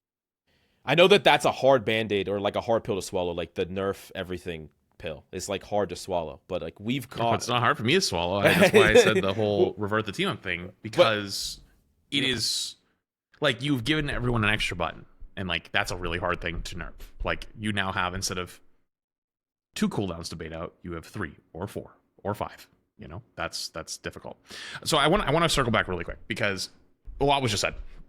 So the reason why I asked you about Cloak and Dagger specifically for nerfs is because what are you going to do when you ask for nerfs, right? And then, for example, the hero hot list will come out and it will show negative win rate across all ranks. Same thing with like Luna back in season 5 or 6, right? Luna, people were still asking for nerfs of Luna after a couple nerfs, and she dropped all the way to like 40% win rate, like worst support in the game, and people were still asking for nerfs across the board, especially even high rank players. There was pro players that were asking for Luna nerfs, and I remember being like, Luna sucks. Like, why the fuck does everyone think Luna's still good? And then that hot list came out, and I remember looking at it and going, like, holy shit, it's even worse than I thought, right? And so I think there's partly a perception of like what people think is always strong versus what is strong. I think that not everyone is always on the same page of what is strong versus not strong. And you said it, unfortunately. Gambit. I think if you ask most casuals, they will say Gambit is actually balanced. And they will say he is not as good as people say he is. And the reason why we disagree is because high rank players all know that Gambit's cycle circles around 3 things. His ult being number 1. Number 2 is his 2 little card tricks that he's got, which is the cleanse. So that helps really good for against like Groot, for example. Groot ult, you know it's coming. That shit's canceled. It's over. And 3, which is like the anti-heal one, which is not nearly as big, but sometimes you get a tank that's kind of low. If you have the card ready, you hit him with the anti-heal or the like reduced healing, and you can help secure that kill. Those are insanely impactful abilities. And then he got the mag team up, which was the Rage Bait bubble. Yeah. I hate that shit so much. The Rage Bait fucking bubble. The Rage Holy Bait. fuck. That's actually... Holy Yeah. fuck. That guy has a negative win rate across all ranks. He's actually, even at the higher ranks, like barely 50. So you look at it. We know what the problem is. But if you ask most casual players, they're saying that high rank players overreact. And the only reason people ban them in the ranked games is because they're listening to streamers or listening to pro players. And those people are ruining our games. Even if the problem is mostly the ult, the neutral is much more negligible, right? The ult is still strong. It's still really powerful. And so if you nerf it even more, which I'm not saying they shouldn't, I'm just saying like how people are going to react. They're going to say, this is ridiculous. Like, we got to stop listening to these guys. They're ruining it for the rest of us. And it's disingenuous actors. And I'm going to take it one step further, and I'm going to use your Cloak and Dagger as an example. To talk about, like, when you bring up the Sam thing, there used to be a cycle where you have to bait out cooldowns as a diver. Let's say you're playing Spidey. You bait out a cooldown, and then, like, once the fade is used, then you can commit for the kill, right? Get the bubble out, get the fade out, swing out, wait a second, come back, get the kill. We all have seen the Spidey clips of Season 9, where they go in, they go to bait out the cooldown, it's the bubble. Okay, then they come back, and then it's the fade. Okay, then they come back, and it's the freeze. Okay, then the bubble's back. Oh, then they come back. Oh, there's the fade again. Oh, they come back. Oh, there's the freeze. There is no more baiting. Like you said, the window has closed. There's no more time to engage. If you read most of the comments on those, it's, well, you got their cooldowns out. You did your job. Because everyone doesn't know what the fuck they're talking about in terms of what the game is supposed to be played and what actually their jobs is. Ask any metal rank player, what is the job of a tank? What do you think they will say to you? Take damage. Take damage. Put a shield. I think they'll say take space.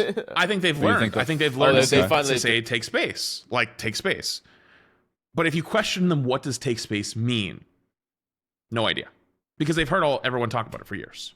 Take space. Okay. Well, how do you take space? What does taking space mean? They can't answer the question. For those who don't know what taking space means, taking space not only means walking up on the enemy, but you have to be threatening. You have to actually have a reason to respect the tank that's taking space. And also, the tank has to not draw too many resources from his own team to take that space, or take too much damage from the enemy team and die. The only way you can take space properly is by being a threat, while also not being a detriment to your own team. What that means in these cases is sometimes you walk up on an off angle. Sometimes you're playing frontline, but you're not totally frontline, right? And so their tanks are shooting at you, but you have free shots on their backline, right? Their backline's healing their tanks, or maybe they're going to go look at you, but you're getting shots on them, and their tanks can't stop it because they have not adjusted to stand in front of them and to deny you that space or to punish you from taking too much space. They don't understand those concepts because they've only heard what they've been told, and they're like, oh, I must walk forward because that's how you take space. Wrong. You take space by holding off angles. You take space by trading cooldowns. You take space by being a threat. Most of the tank roster that you brought up, like Cap and Venom, are no longer a threat because you don't have a kill window. The kill window has shut, right? And so where people will respond to that, though, is just get good. Or they'll say, oh, you got their cooldowns out, etc.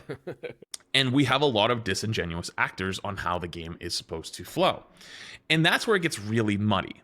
Where when you have a community that's mostly casual focused, like this one, and I think that's the only way this game survives long term, and that's the best way for this game to survive, stay as popular as it is, and make as much money as it is, because that is the job of NetEase, and they want to make money, is by focusing on that group.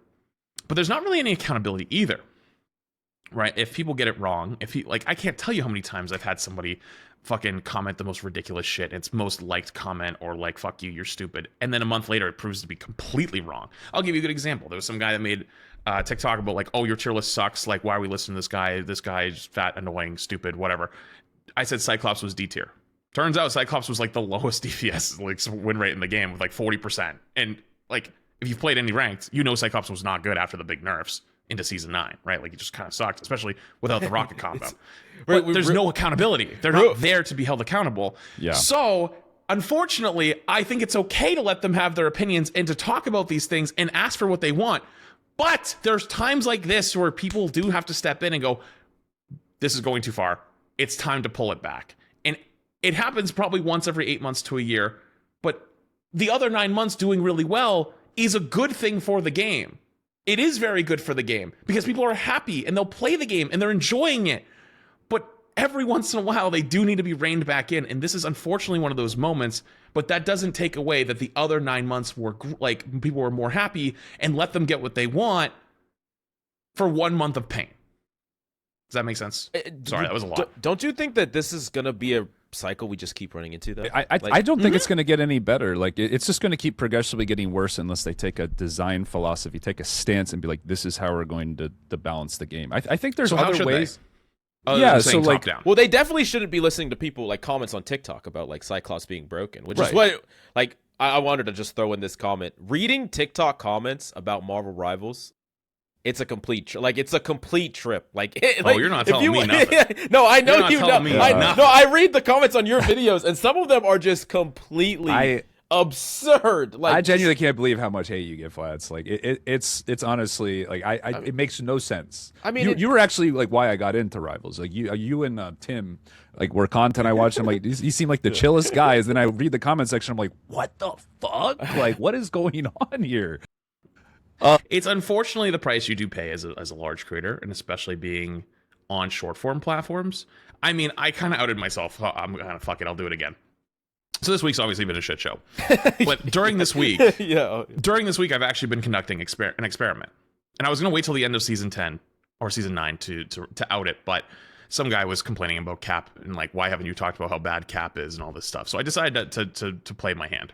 It's been 8 days since I made my tier list for the season 9.5. 5 days since it's posted. I've seen 0 people like make videos like, oh, this guy sucks. This is like stupid tier list or whatever. You know why that is? I instructed my short form content team to not make a single video about the tier list. Do not say a word. Let it sit. It's got almost 200,000 views, long form content. Because it's just people that only see something that's in front of them, which is the point of a tier list. Because the video is an hour long. It's about talking about the whole game the whole way through. Problems, good, bad, whatever. About each hero. And then you can go and skip through, like, what did he say about my hero? What's up with my hero this season? But you can't make a TikTok an hour long. They're about a minute long. And so you kind of like jump through really quickly, like, oh, he's here because XYZ. Oh, here because XYZ. And then you use a visual, which is the whole point of this tier list even existing. It's mostly just to give people a visual. And the reason why it's instructed them not to say anything is because most people don't actually go beyond what is presented in front of them. And it's why misinformation runs rampant. It's why drama runs rampant in this community. It's why all these things run rampant. And I hate to say it, that data that came out that said the game is mostly 60% people under the age of 24 is completely true, because most younger individuals see something that's given to them, don't really question it, and they just believe it and they run with it. And Rivals is no different.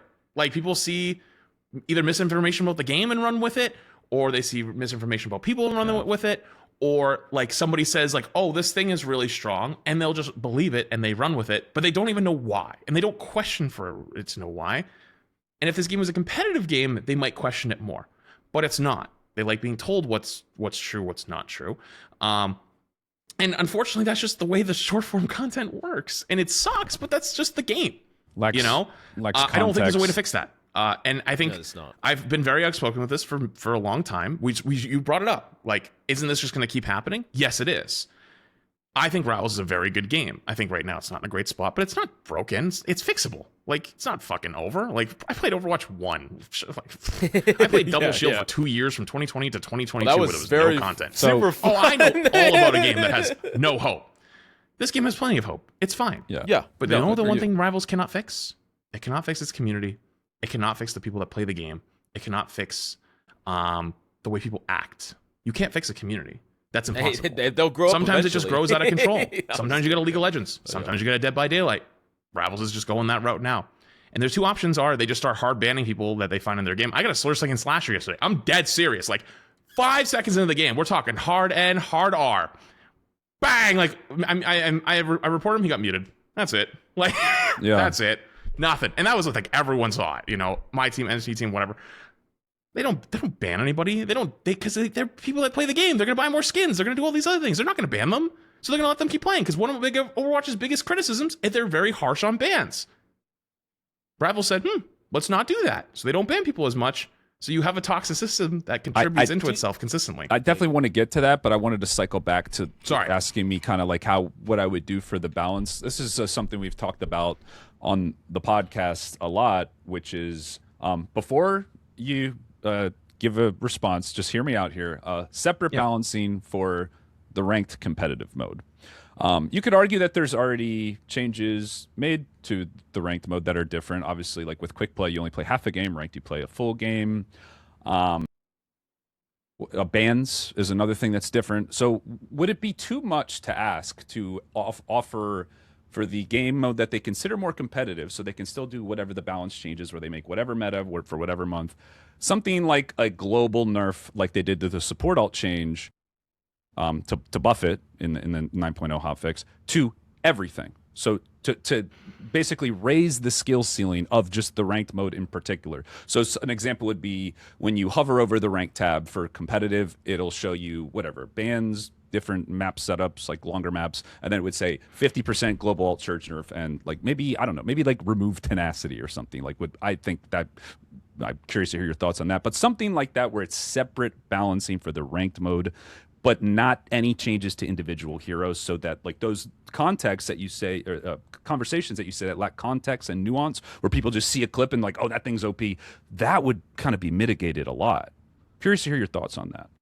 Separate balancing. So that's an interesting one. Where does it stop? Because I would argue that balancing for medal ranks is a million times different than balancing for top 500. I would argue that pro play is even different than top 500, even though those are probably a little bit more similar because a lot of the same players, but they don't play the same way. Like, they don't play the same way in scrims as they do in ladder, right? Where does it stop? Who you go? It should all be for changes that raise the skill ceiling, kind of like what we were talking about before, where it's like you don't just right click a thing punch and whatever, you're immune to dying. It's things that encourage skillful use of abilities, things that aren't just guaranteed value. You're asking for the ranks, right? Like the difference. Yeah, so like we would just do rank the competitive mode. So it's like if you want a competitive experience, you sign up for it, you click here, this is the balance for that. If you don't want that, if you want the fun, whatever, there's quick play, there's all these other modes that you could play. Yeah, nothing for individual heroes. I mean, like, just what was it, season 7 when they did the global alt nerf? I feel like that's pretty much already been erased. Like, I mean, I feel like the alts come up just as quick as they did then. I mean, so it's like they really can't help themselves with like the power creep. So I'm thinking just have some blanket like global nerf for just the rank mode, and I don't think too many people would complain about that. I disagree. I think that a blanket like just alt reduction. I mean, sure. Yeah, I mean, like, that would probably be the most simple version of that. But we all know it's not going to stop there. We're going to start asking for more changes individually to ranked versus unranked. And we also, because this community gets an inch and they take a mile. And also, you have your casual mode and your rank mode not lining up. Like, think about people that play quick play and ranked, right? How different you get the feel from each one. I mean, if that would just mean you never want to play ranked ever. You know, if you're a quick play player and you're like, oh, you know what? Like, the ranked feels awful. Like, I'm never playing that. Like, it just doesn't, like, it's not the same game. Like, you can't even practice for quick play to go into ranked at that point. You are now completely segregating those two communities instead of trying to get them to play ranked and getting into the game. And because what you want is casuals to turn into competitive players. That is what you want. Doesn't that happen just naturally over time, though? If you play the game long enough, you kind of grow with the game and get better with it, right? Isn't that just like a natural progression? Not unless you have a reason to play. Like, and I think the reason people even touch ranked right now is they want the rank rewards each season. They want to get to gold and they want to get their skins. Remove it. Please remove it. See, I think that's wrong too, though. Like, I think so? Overwatch ended up copying that because they're like, oh shit, this is a fucking genius idea. Like, we reward people for queuing up in rank. They have their own system called drives. Granted, drives are horrible to queue because like the game goes to shit. But I don't think it's just because all these casuals are now queuing the rank mode. I think it's because everybody wants to win their games more. So toxicity goes through the roof because they know they only have 3 days to win. If they don't get their wins in 3 days, it's GG's. Like they just lose out. They miss the whole event. So it creates insane FOMO. So people go bananas. But it's not they're not trying. They're actually trying harder than ever. They really want to win. I think Rivals wants to get people down that pipeline because people that are more dedicated to the game are more likely to buy skins. They're more likely to be invested in the community. They're more likely to watch a stream. They're more likely to watch some pro play, right? That's the whole point of drops. That's why, like I always said, like their drops suck. Like if they wanted to get people more in the game, they would have better drops. And if you had better drops, then they would watch people in the community. Guess what happens when they watch people in the community? Yeah, 70% probably going to AFK, but you know what? That 30% that doesn't might find a streamer that they like, and all of a sudden they're keeping that streamer up on the second monitor while they're at work or they're gaming or something. And guess what? Then they're watching the game more often. And when they watch them play the game more often, they're like, I kind of want to go home and play the game because subliminally they're watching the game more often. They're like, I'm picking up on some stuff. I'm watching this guy's like gameplay. He's actually pretty good. You know, like I didn't think to bubble that or like whatever. Or just like they catch it in the moment. Guess what? Now they go home and they queue up some ranked. And they actually get into the game and they get into the community more. And now they're invested. And now they're there all the time. They live there. Casuals are like a migration. They're going to constantly come and go. And Rivals does a great job of bringing them back pretty constantly. But you want to pipeline them in more into a competitive side. But they kind of can't either because they've box themselves out of being a hyper competitive game. So they're trying to be a light competitive game, which means the more you play, the higher rank you go, right? They reward you for playing the game more often. It's all, ooh, you get to be high rank because you play the game a lot, right? That's what they've done. That's why it's not a real competitive game. It is a cycle of trying to get people to be competitive, then rewarding them with tons of dopamine so they buy more skins, and then they just go do whatever, right? But the game itself isn't competitive. So like by balancing hyper competitively or saying top down balance, those casual people who come back might have less fun and they don't come in. Now you were saying, to come back to it, quick play and ranked having very different plays, right? I don't think people would feel like that feels good in the moment, right? Like if they go from quick play to ranked, they're like, wow, this is just so different. It's a completely different game. Never mind, I think that it would become a runaway train where you have people then say, oh, we should balance high rank different than low rank, right? And to give you another example, Overwatch does this right now. Granted, NetEase pumps out content faster than anyone else in the industry. Overwatch has 5v5 and 6v6 right now. They're trying to balance them both at the same time. Both have suffered. You split your focus from just one game into multiple modes, it falls apart. Because we all know what's going to happen next if they did that. Then they're going to say, well, why don't we just juice up the characters even more in quick play? Right? Like, because we're already balancing the difference. They could. Marvel Rivals hyper.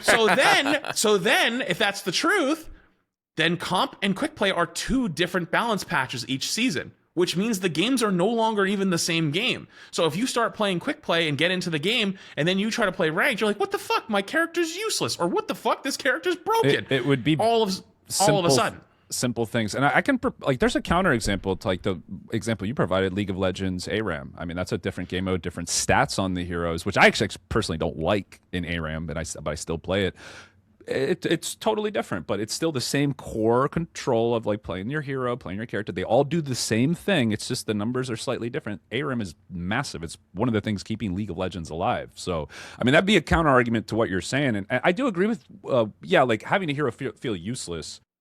Because I think the way they kind of currently keep low ranks bearable is having, you know, heroes like Wanda just be like really strong in those ranks. But the higher rank you go, they kind of get phased out of the meta completely. So if you did kind of do this, I don't think it would be as bad as you're saying. I really don't. Like, as long as you don't change the core like gameplay loop of heroes, I think it would honestly, it might even vital. Yeah, sure. I don't play League. My chat kind of got like, what? Those aren't the same. What is the difference between normal League and ARAM? Like, what is the difference in the game mode? So League of Legends has a map with 3 lanes where everybody goes down a lane to get like farm, get different resources, and there's objectives on the map where you go around and kill, and eventually you try to go and kill their base. ARAM, there's only 1 lane. You just go down the middle, 5v5. They're all clumped in together. It's just a big team fight the whole time. They change. Wouldn't that be 18 versus 18 in Rivals then versus Quick Play? Well, I mean, ARAM is not considered a competitive mode. The first one I said, Summoner's Rift is what it's called, and the characters functionally are exactly the same. They just have their stats modified, and there's like the map's a little different, but it's ARAM is widely considered to be a non-competitive for fun game mode. Because it's not quite like 18 versus 18, because 18 versus 18 is just literally the characters as they are thrown into like a random mode. There's not really any semblance to balance. Versus ARAM, no, I mean, then that's where you could do that. You could juice up characters for 18 versus 18, but that's not like the base game. Like quick play and ranked. Well, maybe mirrors of each other. I mean, I would prefer. So like my amount. I actually don't agree with Captain Coach, because my counter argument is, yeah, let's juice it up for 18 versus 18, and let's make the actual like game mode. Let's just balance it. Like, but not I don't for agree low with me either. I don't agree with me either. I'm just, to me, it's like Flats I view as someone who's kind of a realist and kind of understands like what NetEase as a company wants, which I'm really honestly refreshed to hear. But like under this set of rules that we have, where that's like, okay, we know they need to make money, we know they want to keep the game fresh, like just give like us something, like a bone to chew on. Maybe even have like 2 quick plays, one that's like pre-rank, like, here, this is what it's going to be like in rank, you can try it out. I know it'll split the player base, but I'm just trying to spitball here. Another idea I had was having like more introductory content for new players. We're just trying to find a solution under like, if there's all these reasons why you have to balance for the the casuals, what can we do to still deliver what we want? And I think like ultimately this all blew up because of, like, once again, a high elo clip. High elo players are frustrated. You're like, and I'm not even like the highest of highs. Like, anyone Grandmaster Plus is frustrated. You're frustrated. We're frustrated. Like, and I think that this game could be more than what it is for us, while still 100% being fun for people, everyone else. Like, it doesn't have, like, we don't have to choose this extremity. And we're obviously in this constant loop of, I mean, how long have we been dealing with triple support as a high rank player? Yeah, I was gonna say that clip, like, that's been happening for like a year now. Like the like pretty much since like Ultron was triple support. Mantis has been like this extremely unfun composition to play into, and it's only been bearable because a lot of players won't play it. Like, low rank players don't have to deal with it because there's not as much supports. Or they play like solo tank, which triple support sucks, and like, or they just don't care. Yeah, like kind of like what you talk about, like, ooh, please go goats is my rank up game. Like, we deal with that in this game when people just decide, oh, we're losing, let's go triple support. Oh, guess what? We're winning now. It's like, why do we have to endure? Like, why do we have to deal with this problem? Why is it like, do we just not matter at all? Like, anyone that's Grandmaster Plus just doesn't, like, fuck any of their experiences unless they're literally suffering on the edge. So, can I be honest? Remember the season that they were like, triple support is actually not that good. It has like a 40% win rate. Triggered me. So that season, I actually agreed with them that season it wasn't that good. That following season, it actually was really fucking good, and I thought that was hilarious. Because, unfortunately, I don't know how to say this. There isn't enough corrective information, because that's just the way the internet works. It doesn't go anywhere. Like, I try to make it sometimes. It doesn't go anywhere. Like, it just doesn't get the viewership of other stuff. There are seasons where triple support was not good. What do you mean by that corrective information? We don't talk about this. Sorry to interrupt. So, for example, sorry? What did you mean by corrective information? I don't understand. What you guys just said, triple support's been a problem since season 0. Has it been a problem every season since season 0? Not every season, no. But nah. it's been perception-wise, definitely not. It's been a very strong composition for most seasons, I'll say. Yes, I would say at least 50, maybe 60%. I think there's a few seasons where 2-2-2 is the vast majority played through the vast majority of ranks. Pro play, I think, is a little different. Like Ultron's been like in ranked. How often do you see an Ultron in ranked? No, you can't. You not that often. Especially in not pro one that play. can He's aim. insane. Yeah. He was permabanned at the Ignite finals, right? That's what I mean by pro level being very different than everyone else. They never saw Ultron. Like, that guy just didn't exist. That guy's been like a myth. He's gone. And there are seasons where 2-2-2 was actually the most played by far, and people would try to go the crutch triple support, but it wasn't even that good for certain seasons, but nobody ever talked about it. Like, oh, this season? Yeah, triple support wasn't actually good this season. That was good.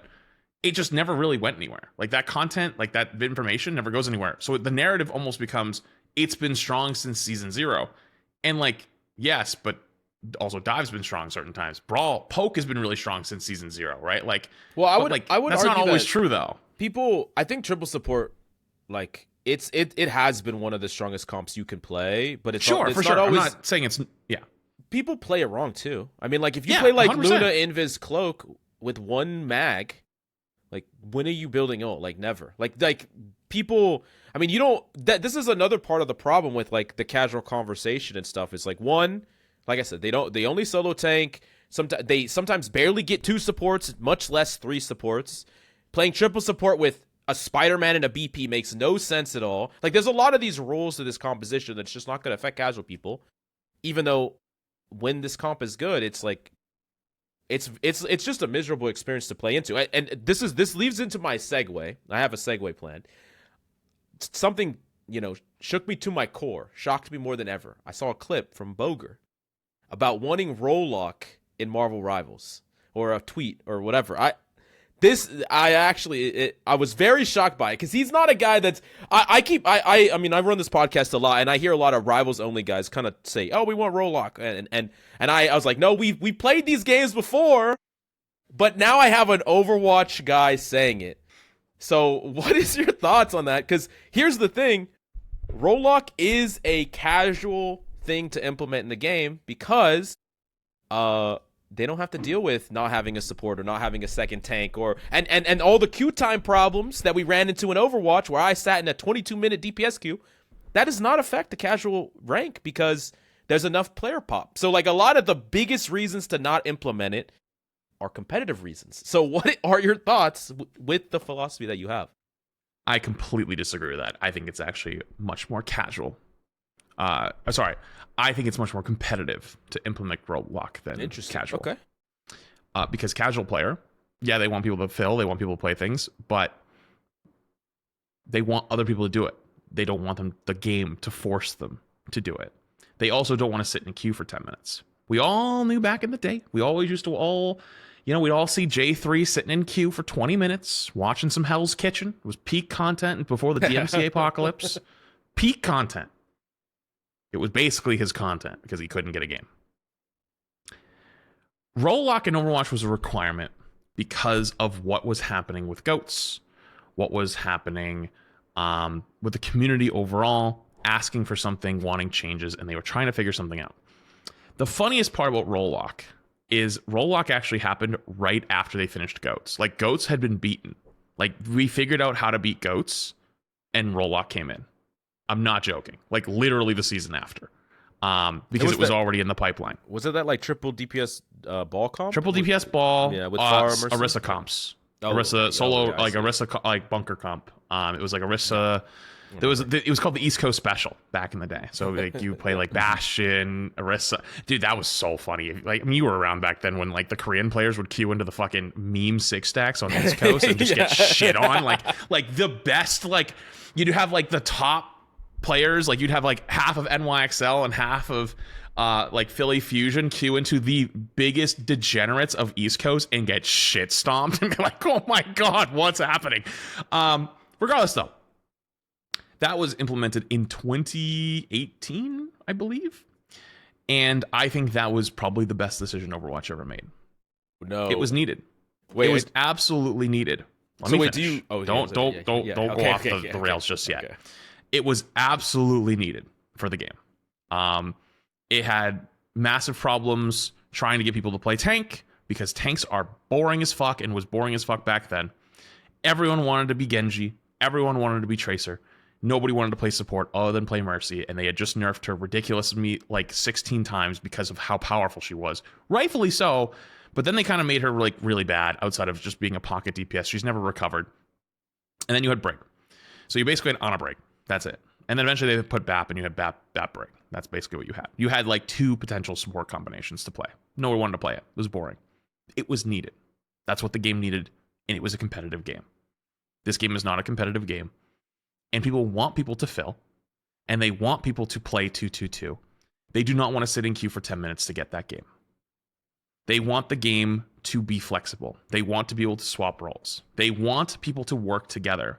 The game should encourage you to work together somehow without forcing you through role queue. Role queue would probably be the death of this game because the alternative, Overwatch, I would argue is a much better competitive experience, but you got to sit in queue for somewhere between 3 to 10 minutes, unless you're playing quick play. Then you might have a faster queue if you're playing in the metal ranks.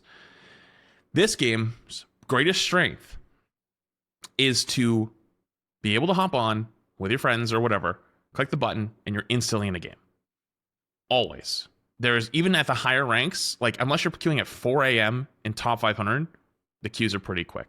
Isn't there always a trade-off though? Like you're always, even if you're okay, you logging onto Marvel Rivals wanting to play like your favorite hero. Okay, well now the game's telling you that you need to swap because Joe Spider-Man doesn't want to give up his pick.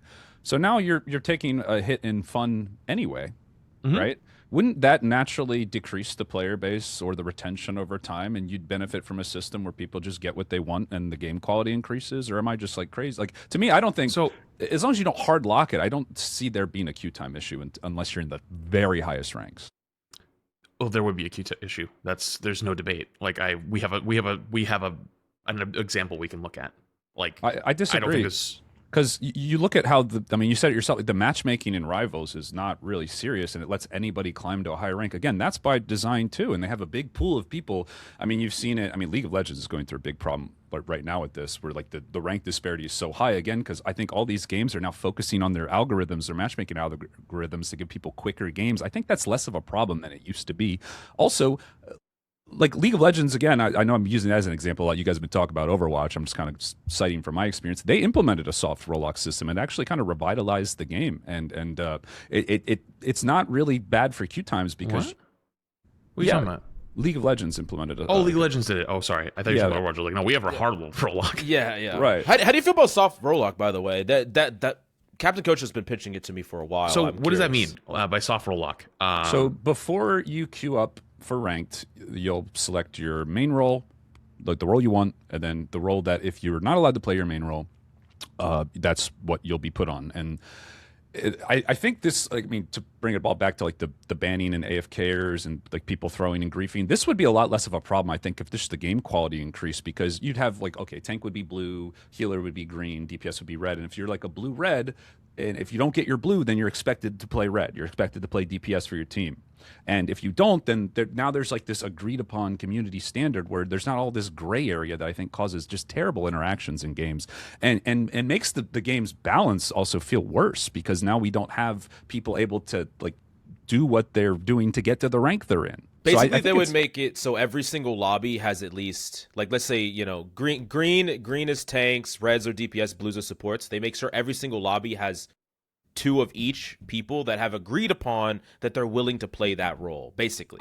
Either main or off role. So, like, you could... Yeah, you could have like 2 greens, but it'd be their secondary. But it's like, well, too bad that you have to.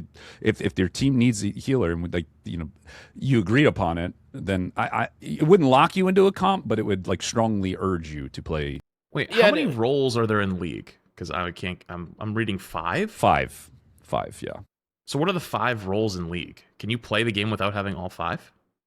The roles in League are more positions on the map rather than what their heroes actually fulfill. So it would be top, jungle, mid, bottom, support. But the League has changed so much over the years now that there's been a lot of like crossover with the roles, and they've kind of taken away a lot of individual identities of heroes. So like mages used to be mid because it was a lane that's like unsafe, and mages had less mobility, so you could always just fall back to your tower quickly because it was a shorter lane, right? So, but like now mages are getting picked in bottom because again, League, same thing, just over 10 years, just the power creep in that game has been absolutely bonkers. And like the idea here, Flats, is like if let's say you queued for all 3, right, or whatever, like in a different system, you would be expected to fill if you did. But you're going to have really fast queue times, right? If you queue for just DPS, you might have a slightly longer queue time, but you're not expected to fill it all. And if there's an opportunity for you to fill, maybe that could be reportable or something. Like if I queue up as a support and then I get into a game and I'm like, no, I'm actually just lying. I'm playing tank. Like that's bannable, reportable, whatever. But the whole idea here is that you create better outcomes than, I mean, I'm sure you've run into it. Oh, there's 5 tank mains in this fucking game. Or, there's 4 insta-lock DPS lords. We lost. Yeah, like... The 5 tank main games are actually low-key like the best lobbies you could get. And I mean, that is actually true. That is actually true. But unless you got me on the DPS, and we might be cooked. Nah. But that's the whole. I would never heard of this concept before until they pitched it to me. But it sounds interesting, like a more like it would be better than locking. It'd be better than locking for sure, I think.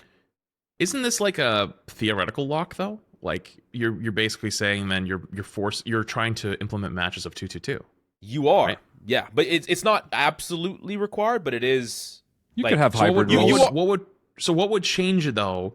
So like let's say I loaded up DPS and then I just choose tank.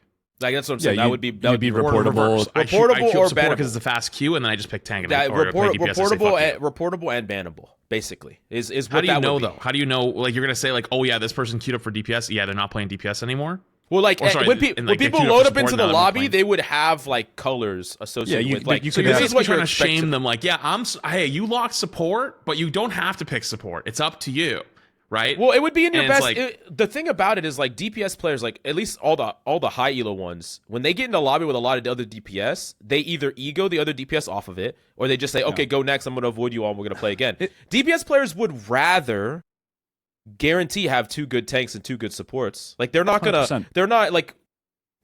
I mean, I think if queue times were going up, people would absolutely do that. Well, like, then, the reason you don't have that now is because there's no queue time. Like if you had 10 plus minutes, 20 minutes of queue time, and your difference is, well, I could lock support, get into a game, and then I'll bully the other guy to play support for me. They're absolutely choosing that almost every single time. Every single time. I mean, it's just you could just ban them, but like.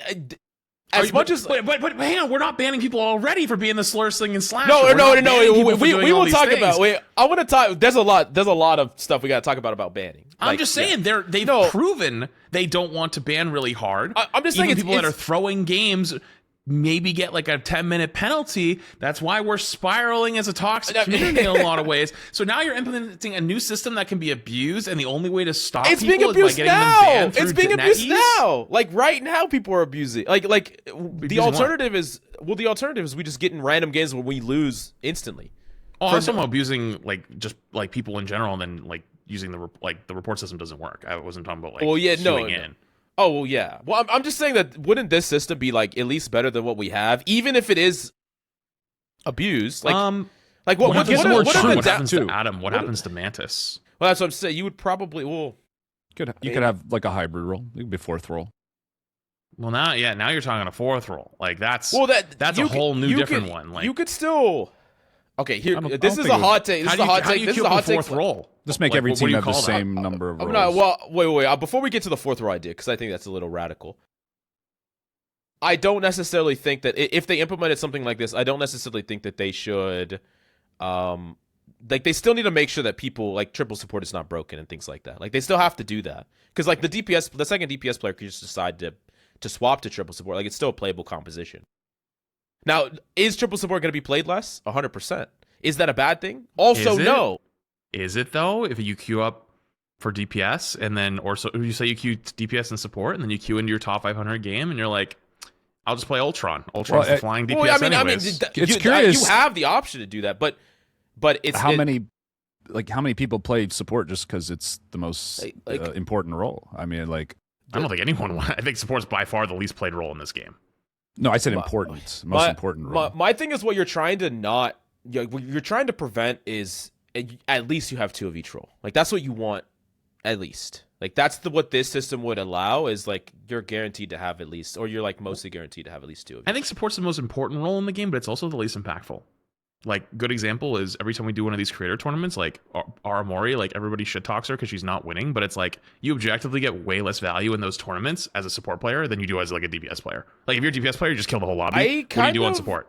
Disagree. I think that applies. You think support's the most impactful in the tournaments? No. I agree with that. But I think that's only because they're of an equal skill. Like in lobbies of unequal skill, then yes. But in lobbies of equal skill, then no. Like that, there's a big difference there. Like you see a huge gap in support play at pro level because everyone does what they're supposed to do at pro level. But in a creator tournament, yeah, I'd rather be hella and just walk around and kill everybody. Sure, I'm gonna run it down on Thor. Tournament's more of an example of what everyone is dealing with. You have one really good player or whatever. When I'm on, like, I just played in a creator tournament the other day on Thor, and I'm just running it down and killing everybody because they're Grandmaster and Diamond creators. Like that's different. I can't run it down on support. Could you do the same thing? No, I absolutely couldn't. But that doesn't mean that in a lobby where everyone is a Celestial or an Eternity player, I could run it down on Thor and kill everybody. Absolutely not. But the support player that has meaningful things that they like the higher in level and the closer in rank the lobby is, the more important support matters, in my opinion. But that I don't disagree. But that the chances you're loading into a game like that, right, and everybody's on the exact same level, is decent, right? Let's say it's decent, but that doesn't mean people are going to queue support because it's the most important role. That was the point I think that was made before. I think people queue support because they enjoy it, even if, in my opinion, it's one, the most boring role, and two, out in ranked can be the least impactful. We actually just queued. Did you do? You have to heal bot right now. You occasionally have an opportunity to do an offensive move, like for example, throwing your fade window on Cloak and Dagger. That's like your best tool. Surviving is your third best tool, I would say. And then, okay, sorry, this should have been number one, is your ults. Like being ulting correctly. That's probably the way you have the most impact on the game. Then it's probably surviving. Then it's heal botting or / heal botting. And then the one time you get to do an offensive ability. Do you think it's just not as impactful as like an individual player each game? But if you put people in an organized setting at a really high level, absolutely, it's extremely important. That's not true though for like the other 98% of the game, which is why we kind of all come back to like thinking like the support's not getting played much because they're not having fun. It's not as great, so they're trying to give them more tools to play it and survive, and it's gone too far. Do you think like if we rebalance the power of supports to not as much sustain and maybe less powerful healing, or less value from healing and less value from ults, and more playmaking, damage?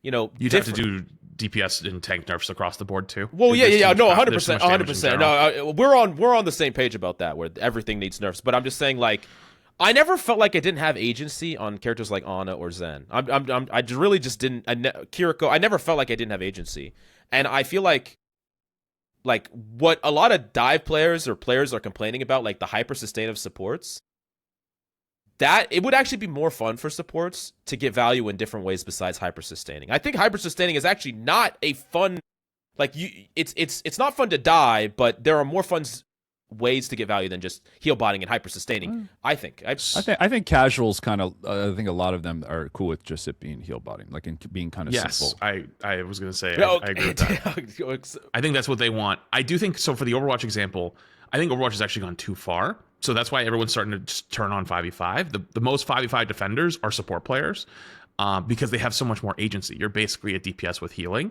I think that's what's tuned it too far. I think that, for example, what you talked about, like the old Overwatch, like Zen, Ana, like that back in the day, was a good example where you had some offensive agency, but you were mostly healing for the game with a little bit of pressure, right? Like where you could do a little damage here and there. You could throw your nade offensively, do whatever. And then they took the game and they took it way too far. You know what, though? Now it's the second most played role, almost tied with DPS, because it's fun. People love it. But it's made the detriment of the tank role so horrible. So let's do it to rivals in a way. Do you guys remember DPS Flank Luna? Mm-hmm. I mean, remember it. I had one in my game like yesterday. Yeah. People will still do it. I don't think Rivals wants that at all. I think they're like, and Jeff, what Coach was saying is they want people to do. Oh yeah, God, I forgot about that. Demon. They want people to be more heal focused. Like that's what they want, and I think that's what a lot of casuals do want. It's kind of like it's what you queue up to do. You queue up to play healer. Like I'm not. They don't talk about playing support. They queue up to play healer, and I think that's fine. But this is an example where it's gone too far. And you need to pull it back. And it's why these conversations are so hard, because there needs to be nuance to them. Because overall, I think in most seasons, it was kind of, in pro player opinion, it's too far, it's annoying, sustain's insane. But for everyone else, it was mostly fine. We've hit the point where we're now seeing it on the ladder, and it's cascading its way down little by little. If it stayed in its current state, I think you said the patches are too fast for it to happen. I don't think there's any radical patches that they're going to put out. Respectfully, unless they take all this week and now they're back in the kitchen cooking something up, and then we're all gonna get blamed in about 2 weeks whenever that comes out. Just a heads up, get ready, it's coming. Let's go. If they do that. And that maybe is why they've been so silent. There's a possibility they went, oh shit, we're going back to the drawing board. But regardless, though, if they don't, it will work its way down, and the sustain will keep going. Like we've broken critical mass, but there needs to be nuance, and the nuance here is that up until this point, I think it wasn't that bad. Like, yes, in triple support and pro play is strong, but like, I look at Ultron, right? Ultron in bronze through plat is the highest win rate character in the game. They all think he sucks. You could, like, if I told a bronze player you're in jail, your mom needs to get to gold for you to get released, and I can tell their mom one sentence, I would just say pick Ultron every game, and then, like, congrats, you're out of jail probably in a week or two, you know? It's like, but they all think he sucks because he doesn't do the healing. He doesn't do the job of the healer, right? So it's like, in their own rank, the stats show he's fucking busted, but the perception is he sucks. So who's correct? Community perception or the data? Well, I don't think data is the best way to balance something. I think it needs a human touch, which is where we get into having these disagreements about, I think this character's strong this season, where you have like the tier list for an example, like, I think this character's strong for XYZ reason. And then little Timmy comes in and goes, fuck you, stupid. Like, he's actually really good in my game because I dropped 40 kills the other day. Okay, great, little Timmy. Thanks, buddy, for your fucking input. But at the same time, though, you gotta like say, like, yeah, like their perception does kind of matter a little bit because, like, clearly those characters are fun for them to play, but I think little Timmy would have dropped those same kills anyways. And if anything, I'm giving you a buff. Congrats. Now you get 50 next game. You're welcome. What do you, real quick question just to follow up on that is, what do you think about balancing for data for the high elos and balancing for perception for the mid to low So elos? you'd have to have two balance patches? No. Just like you do both, where it's like, Luna and Cloak have had negative win rate at the highest rank for like seasons. Well, the win rate argument's a little bit weird because like win rate is a little bit skewed because of how the percentage. So what data then? Wait, what am I looking at? This right here is Jeff Dino players. Like, Jeff Dino is OP. Jeff Dino sucks. Don't pick it. It's not meta. Jeff Dino is OP. I don't know if you guys are familiar with this meme. Yeah. Let's talk about community perception. Because I agree. Like, conventionally, they suck. But if you do the team captain strat, you run around the corner, run around the map, like, that's just actually kind of scary. It's like, that's not traditional. Right. And you would need months of that meta for people to catch on like how to play that, Anyways. I guess mostly, like, what I'm saying is it doesn't matter what the numbers or win rates say in low elo. That doesn't mean that we can't balance things to help their perception. Like, if their perception is Squirrel Girl is an absolute terrorist or whatever, it doesn't matter if Squirrel Girl has like a 45% win rate. It doesn't matter. We can still do stuff to maybe target their frustrations. Okay, why do you feel frustrated? Let's do balance changes. Maybe not just to the power of the character, but to the frustration itself, right? Whatever that is. Maybe, but the for frustration high, is they stand still main and they shoot left. Right. So they just get all the damage in the world. Like, Right. How do you fix that? You have to rework the whole character. At Elsa that point. traps. Well, I mean, worth not necessarily. There's ways to definitely do it. Maybe you make the projectiles move faster, bounce less, so they're more, you have to target it more. There's ways to do it. But what I'm talking about, like, mostly with high elo is it's just like the objective power level of a character can be more addressed because it is expected of a high elo player to adapt. Like, we don't really expect the low elo player to adapt like you're talking about. We don't expect them to, you need to go Psylocke, you need to just flank the Squirrel Girl and kill them. You need to stop standing main. We cannot expect them to adapt because that's the elo they're in and the experience they have. We just can't expect that of them, but we can expect that of a high elo player. You need to adapt. I think it's like, I think you can't really say that though because it's kind of like insulting. It's like, you just it's don't true. adapt, it's true and it's not true, right? Where it's true is I did like back in seasons like season 0 or 1 or whatever fuck. I wanted to have another account to play DPS on, so I did like an unranked with GM Captain America before Celestial was a thing, and I got flamed in like silver games because I'm not standing frontline with Cap. Cap was the worst hero in the game at that point. I think I lost like 2 games the whole way through, and I think they were like right on my last edge of diamond where I literally had someone throw. And like people's perception of the game isn't always matched up with how you could win the game, right? Like there's almost a social norm of how you're supposed to play. Supports sit in the back, healers sit in the back and heal the tanks. Heal the tanks. Why are you not healing the tanks? Like, you should be sitting. Like, if you try to do the things that you'll actually supposed to do to win, your teammates will flame you and be like, what the fuck are you doing? Like, why, Luna, you took an off angle there to like get a bit of more of an angle. Yeah, you were still healing us, but you killed 3 during that fight and we lost one tank, fuck you. You suck. Like you're a piece of shit, you know? And so like the perception there is that Luna now sucks, even if they're winning the fight by doing the correct play. And so I think there's also a bit of a norm of like, oh, I'm supposed to fit into playing, you know, this way. I need to stand and do damage. I need to stand and do other things. But if you're a high rank player, you understand you can just walk off to the side, you break their LOS. It's like, I don't know, it's like a horse. Like if they just can't see you, then you just don't exist or something. And then you come in from the side, you kill them. Right? Yeah, they don't have object permanence. It doesn't exist. Like I can't tell you how many things you just said it's over the years. insulting, and you said Right. No, it is. But it's to say them. No, it is. I'm serious. I'm serious. No. It is insulting though to say that they can't adjust because they never deal with it, and they're never taught. Like they don't know because they're so used to seeing the same shit every game. The times they bump into that is 1 out of 10, and the 1 out of 10s they bump into it, they think it's someone else's fault. So it's like they don't think there's a problem with their hero. They don't think there's a problem with the enemy hero. They think it's their teammates who fucked up, right? So it's like. Yes, like it's kind of insulting to say that, but like they've never had an opportunity to grow or to learn. And I think the game actually does a pretty good job of stopping them where they belong. So for example, you said Squirrel Girl's a menace. I think once you get past a certain rank, Squirrel Girl doesn't work anymore. Like they're not going to just stand there and you can't just lob shots down me. You're going to start losing.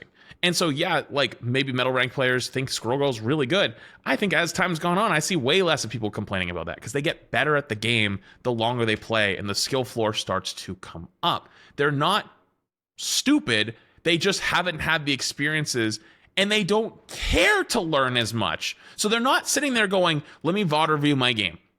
Okay, they came from the side there. What could I have done better there? They just have to be exposed to it over and over and over. That's the only way they'll end up learning because it's more casual. Like, it's the same thing as if you play any game, even if you're not trying, right? Like, you're not, like, trying to get better. If you die in a certain way a bunch of times, you're like, okay, well, I have to change this or else I can't get past this level, you know? And it's like, you're not try-harding fucking, like, a Mario game, but, like, if you keep doing the same jump and you fall into the pit, you're like, fuck, this isn't the correct way. I got to find a new way, you know? But it doesn't feel like you're being an idiot. It's just like trial and error to you.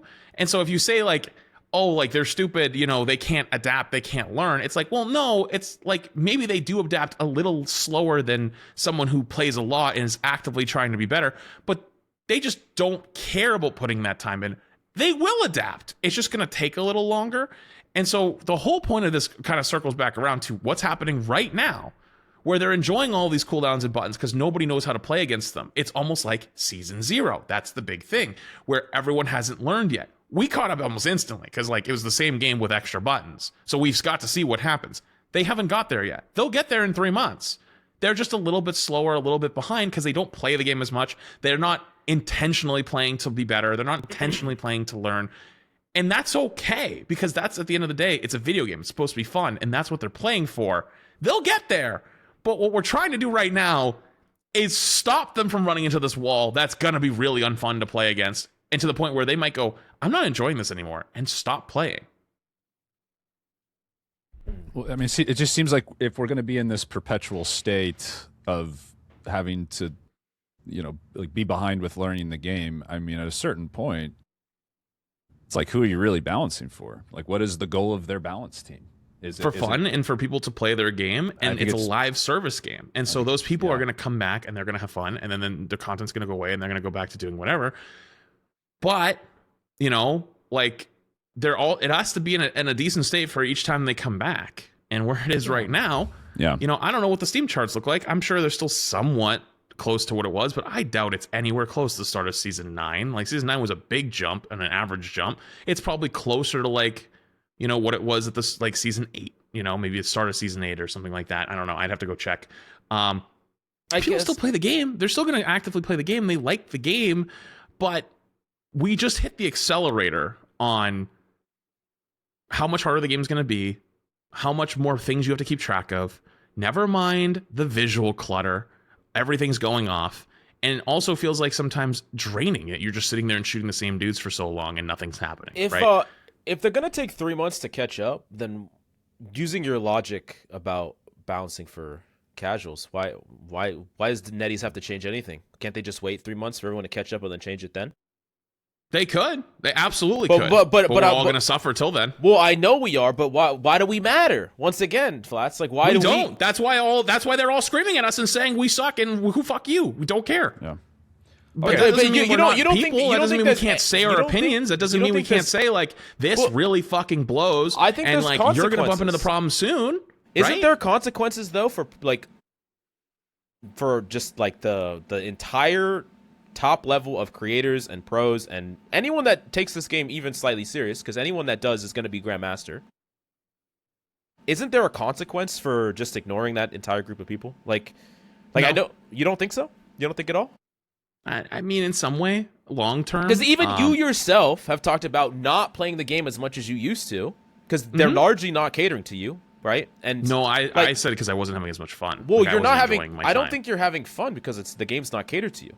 Like I think that it's. I don't think I it's- should be the person they're catering to. either. But if you at one day, like, as much as the people hate on you, and we'll talk about that in a little bit later, but as much as the people hate on you, if you got tired of Rivals one day and just said, oh, you know what, I'm gonna go become a GTA 6 VR guy, That's an idea. and never play hero shooters again, or go back to Overwatch or something, like, the game suffers for it. The actual survivability of the game, it's important that people like you, Boger, J3, and any other creator stays in this game. Like, that's an important group of people. It depends on who you ask. There's a No, lot of but people who think but that all the I players are don't ruining the game care. now. I don't care what they say. They're not correct. Just like they're not correct that Squirrel Girl's broken, and they're just objectively not correct here. Like they can say they can have whatever opinions they want, but it's just not true. Like they're pulling it from air. And we even have tons of historical data to prove it, where when large creators start to just leave a game, and like I've been a proponent of this game where it's like I will play this game till, like, regardless of the state it's in. Like I like Thor. I'm running it down with Thor. I don't care if he's terrible. I don't care if he's good. I will play this game no matter what. I don't care how bad this game gets. Whatever. I'll play this game. But I don't think that it's healthy for the long term of the game to completely ignore the competitive side. And I think you're gonna end up hurting this game, even for the casuals. Even if they don't see it, you're gonna hurt it for them eventually. Like there's gonna be consequences here, where this game is gonna become a pure casual Fortnite style game where no one cares about it like deeply, and everyone just it's all in vain. But no one's saying completely ignore. That's what I mean by 90 to 95%. Like, this is one of those times where we need to say something. Like, it's gone too far. I guess. But most of the other seasons, I think it was negligible in certain areas, right? Like, there were seasons where I didn't have as much fun objectively, and I understand that because I had been playing a lot, right? Like, if I didn't have as much fun, I'm not going to play it a ton. But, like, I would come back the next season, and now it feels refreshed. And I think that's how most people enjoy it, right? Like, they come in, they play for a little bit, and like, I had a bunch of bad games in a row. Like, people flaming me, people shit-talking me, or like, this insta-lock Spider-Man running my game down, and then you go fuck off for 2 weeks, and then the new content comes on, and you're like, oh, hey, this is great again. And that's the proper way to enjoy it. What I mean by the competitive player is most of them play the game every day, somewhere between 4 to 8 hours a day. That is not how any video game is supposed to be played ever. For those who don't know, I used to have I still do have close ties to the Overwatch team. I've got to speak with higher ups, executives in confidence, and I will never forget. I don't think I'm going to get sued for this, but I'll never forget. I had a conversation with some of the big dogs, and they legitimately told me we are unsure what to do because there is no world where we can keep people who play 8 hours a day every single day happy. The game is not designed to be played that often because they cannot put out enough content every day or every month or every week to keep you satisfied. Like, it's just unreasonable to them. NetEase, I would argue, puts out 3 times or even 4 times as much content as Overwatch does. And still, you will still see people that call for the devs teams to be fired because they're not doing a good enough job. And it's like, I hate to say it, but in many competitive games, their hardcore competitive community will be the ones that will cannibalize you fastest for their own needs. The part about casuals being that group is they're not as organized. They can't. They literally can't because they have such differing opinions and such differing wants that they're not going to unite under one flag. They can't. It's not possible. But as a competitive player, it is. because you all agree, oh, this one hero right now really Black fucking Cat, broken. get We her- need to nerf yeah, this guy into the ground, because you can all see it. You all have the game sense. You have enough time. Everyone's in the same boat. On the casual side, because there's so much spread out, yeah, they'll have a bunch of complaints. Oh, Squirrel Girl's broken this season. Oh, you know who's really good? Cyclops this season. Oh, you think Jeff is bad? Jeff's actually really good. I got a 6-man eat the other day. Guess what? They're all over the place. They can't unite under one flag. And guess what? There's enough people that disagree with them that just ignore it. They're not gonna like their TikTok or like their take. They're just gonna scroll past it because the silent majority doesn't engage with half that shit. So that competitive community, though, depending on who they are, if they've made their life and their game or their personality or their pro player, for example, around the game, they're connected to it.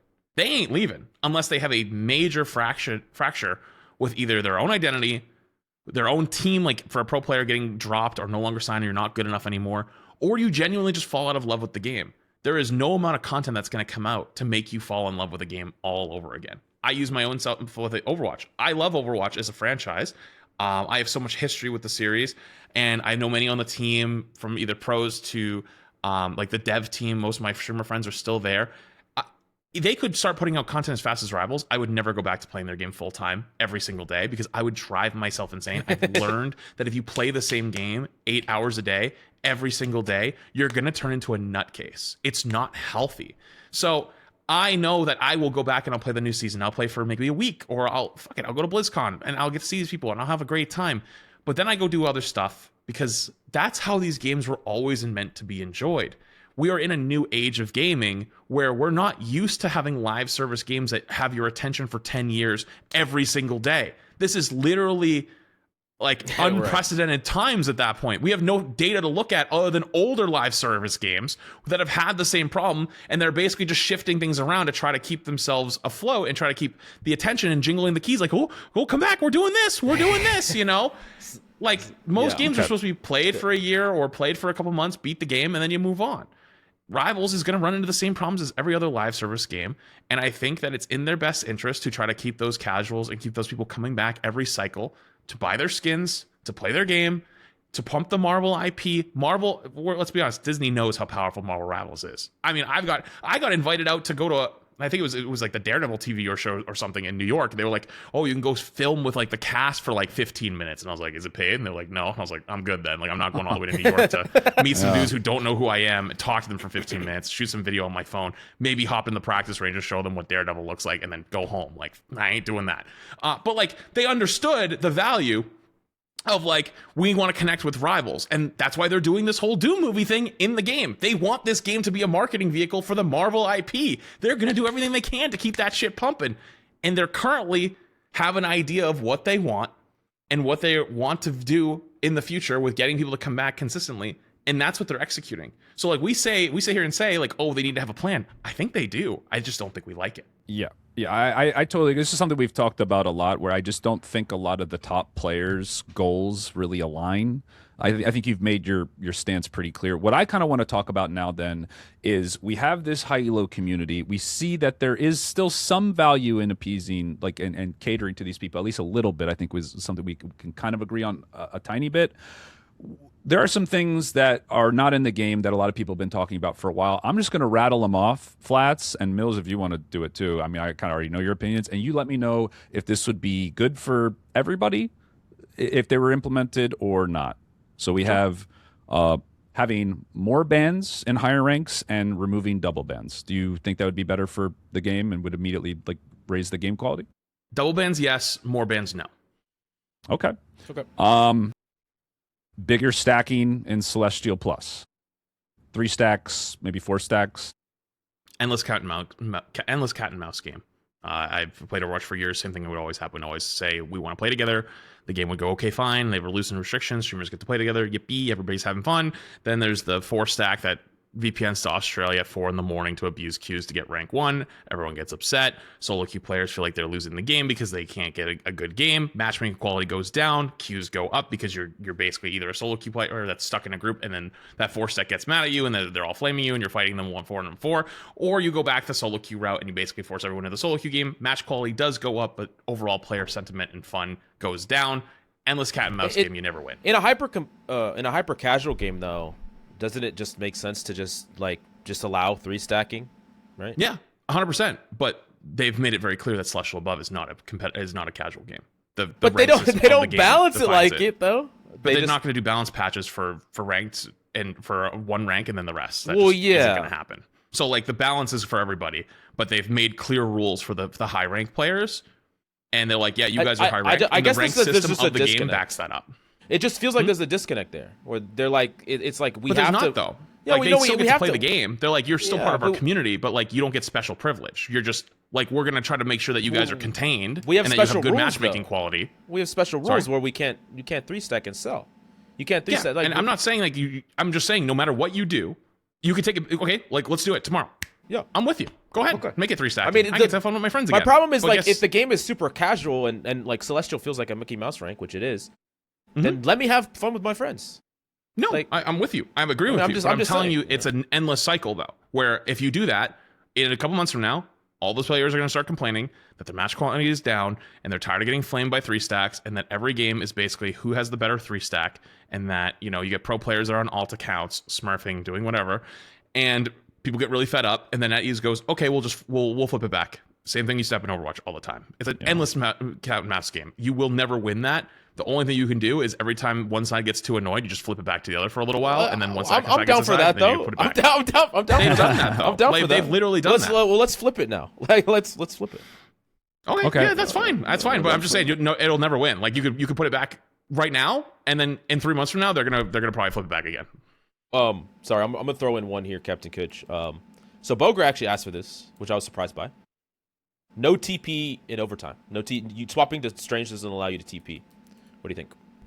I was surprised coming from him because he's the Strange guy. Yeah, so. I mean, like you can win a game off that. The other team's just too stubborn to swap. Like if you're smart enough that you're the first person who's dead and swaps. It's also a reason not to play Strange. Like if you play Strange, you arguably make your team worse, because if you're alive and it's last fight scenario and you haven't died yet, you can't TP. So you'd have to die. So like he's literally a TP bot at the higher ranks, 100%. Like there's no reason. Yeah, like the biggest buff to Doctor Strange would actually be like a direct nerf from like a design perspective, just making it so his portal is like a 30-second cooldown when you pick him, just by default, so you can just swap and pick him in like portal plays. That'd be the single most win rate increasing change they could make to him, just because now it would be exclusive to him pretty much. Yeah, I mean, I think there'd be a lot of pushback. I think people would be very annoyed because they're so used to it now. But I mean, if you're talking about a perfectly balanced game, like yeah, it's stupid. Like we did the same thing in Overwatch with like Wrecking Ball. Wrecking Ball is a character that's like he's literally just a giant fucking ball, and he rolls, and you could basically zip out of spawn within like a second. You could go from spawn to the point in a second and a half and be there to contest with 600 HP. And he also works kind of like Venom, where instead of having lower HP when he hits his button, it's actually how many enemies. So if the whole team's fighting on the point, he rolls over them and hits his button. Now he's got 1,500 HP, and then he's fucking rolling. And then guess what? Now everyone has time to respawn, and then you can TP out of spawn with Curie. Like they've done stuff to do that, to help that. Like it wouldn't be a bad idea. I just think people would probably get a little bit upset about it. But also, I think if you did do that, you'd have to make Strange like significantly better, because like he just isn't really that good right now. And if anything, he's a bit of a hindrance to have on your team. So yeah, I mean, I'm not against it, but okay. What about performance? No performance bonuses past Grandmaster. Sure. I mean, I think that. I'm sure you felt the tank tax. The tank tax. Yeah, you feel the tank tax all the time. It's fucking ass, and it's like, if you play DPS and you frag out, like great, like you did your job, you did awesome, like congrats to you, but. You also fill in on support or something, and it's like you do your job. Like, are you perfect stats line? Maybe not. Like, but you did like what you needed to do to win, and you don't get nearly as many points as the next guy. Yeah, like I completely understand. I think the whole reason performance-based points even exists is to get people out of the metal ranks faster, so that like you don't have smurfs in there. Like you get like in Overwatch, we have something called calibration, where like as you're queuing, like the system realizes, oh shit, this guy's too low rank, and gives you like hyper boot juice points to get you out there. Do you think that should be in this? Because like in Overwatch, can't you place in a high elo if you just like 10? Oh yeah, you can. But that's you can't do that here. It's a quick play abuse, right? So basically, you go into quick play, like play a super high juice character that you're really good at, and you basically win every game. And then when you go into your placements, you win all your games in a duo or something, and you can basically place right into the highest rank. I think that would do this game some good. I think it actually should implement Overwatch's old system where there's a cap. Right. So there used to be a cap before where the highest you could place was 3,500. The bottom of Masters, that would be probably this game's equivalent of like GM. But that would actually do a lot of good because if you have really good alt account Smurf players like from top 500 / or whatever, they would skip all the medal ranks. They would go straight to the GM and start the real rank system. So yeah, like sure, make placement masters actually matter and not like people talk about their placements. Like if I play my placements at the start of the season and I go 2-8 or like you know what I mean, I win 2 games, I'm still placing like top of GM, bottom of Celestial. Right. If you start in silver or gold and you go 9-1, you're gonna be like plat at best, and they'll look at it and go, what the fuck? I won all my placement games. So they don't realize there's matchmaking in the background. I'm playing against significantly better players that entire time. So the system knows I'm not playing against plat players or silver players or gold players. You are. So the system's not going to put you super high. But it confuses people a lot. But like the original placements when your account first places, yeah, fuck it. Do it. Yeah, I mean just so that it was self-smurfing, like a lot less smurfing. Sure. There's no reason that someone that's on an alt has to like slaughter silver and golds and plats to get to their elo. Okay, yeah. There's actually people that there's people that throw your games. There's actually a notable thrower, Pinky Melon. He's like known for throwing Flats' games. And I wanted to ask you, how do you feel about throwers? Wait, I have a notable thrower named Pinky Melon? Yeah, you do. Yeah. But specifically, I want to hear your opinion about thrower. How do you feel about throwers? Is that like a mag player or something? No, don't worry about it. I'm just curious about how you feel about throwers. There's definitely a joke here. I'm not. I'm just. Yeah. What is Chad saying? No. I'm curious of how you feel about throwers and the report system. I mean, it's dog shit. Like, it doesn't do anything. I legitimately had someone drop the hard end the other day in front of my entire audience in game, and I told the enemy team at the end of the game, and multiple people came into my chat, and like the entire lobby report me got muted for like 2 games. Like, okay, I had a guy the other day where I was actually trying to get, because we had a Jeff player, a hard dedicated Jeff player, wouldn't swap. I'm like, I'm gonna work with this guy. I'm gonna play Dino. Let's try the Dino thing. No offense to this guy, he could not figure it the fuck out. Like, I was trying to tell him to speed in on backlines, and he would like, he'd pop the bubble, and then like I'm on their Mantis, and he just doesn't shoot. And I'm like, play the fucking game, turn your brain on. But like, I'm not gonna get mad at the guy, right? But someone got mad at me for trying that with him, and so they just ran out their spawn and just like basically threw the game. We weren't gonna win anyways. I don't care. Yeah. I can move on my day. If I can have 100 games thrown. Like I'm gonna do whatever. I don't know if you could see this. I don't know. No, they were. I think they were playing. I think they were playing Hella, and then they took Dino. I just wanted to bring this data up because this data is circulating the internet right now. AFK rate by Hero bait. I think AFK rate. There's also abusive communication penalty rate by most played hero. I laugh at this. I view this differently than everybody else. I feel bad for these players. Like I feel bad. Why do you feel bad for these players? Because it's like they're the ones going in, taking the most risk and the least expected to get help. So it's natural that if the games don't go their way, they're going to quit. Black Cat has no excuse. Wait, how is Black Widow taking a huge risk? I'm curious. Maybe not Widow. You sit in the back and play fucking cookie clicker. Like, what do you mean? Yeah, maybe not Widow. Elsa takes 0 risk as well.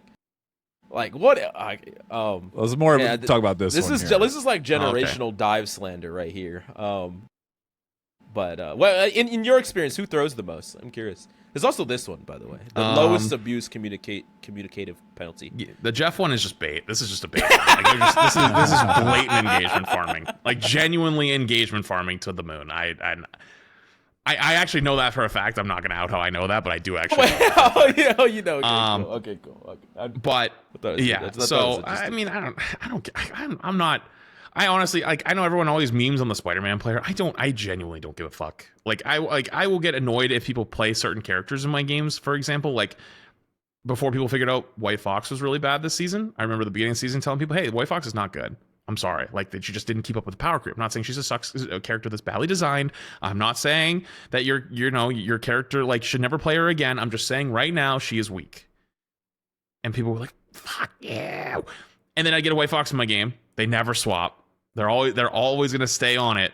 and then they get shit stomped. And you know who that feels the worst on? The tank player, because he ain't getting healed. And guess who's going to be the first one to blame?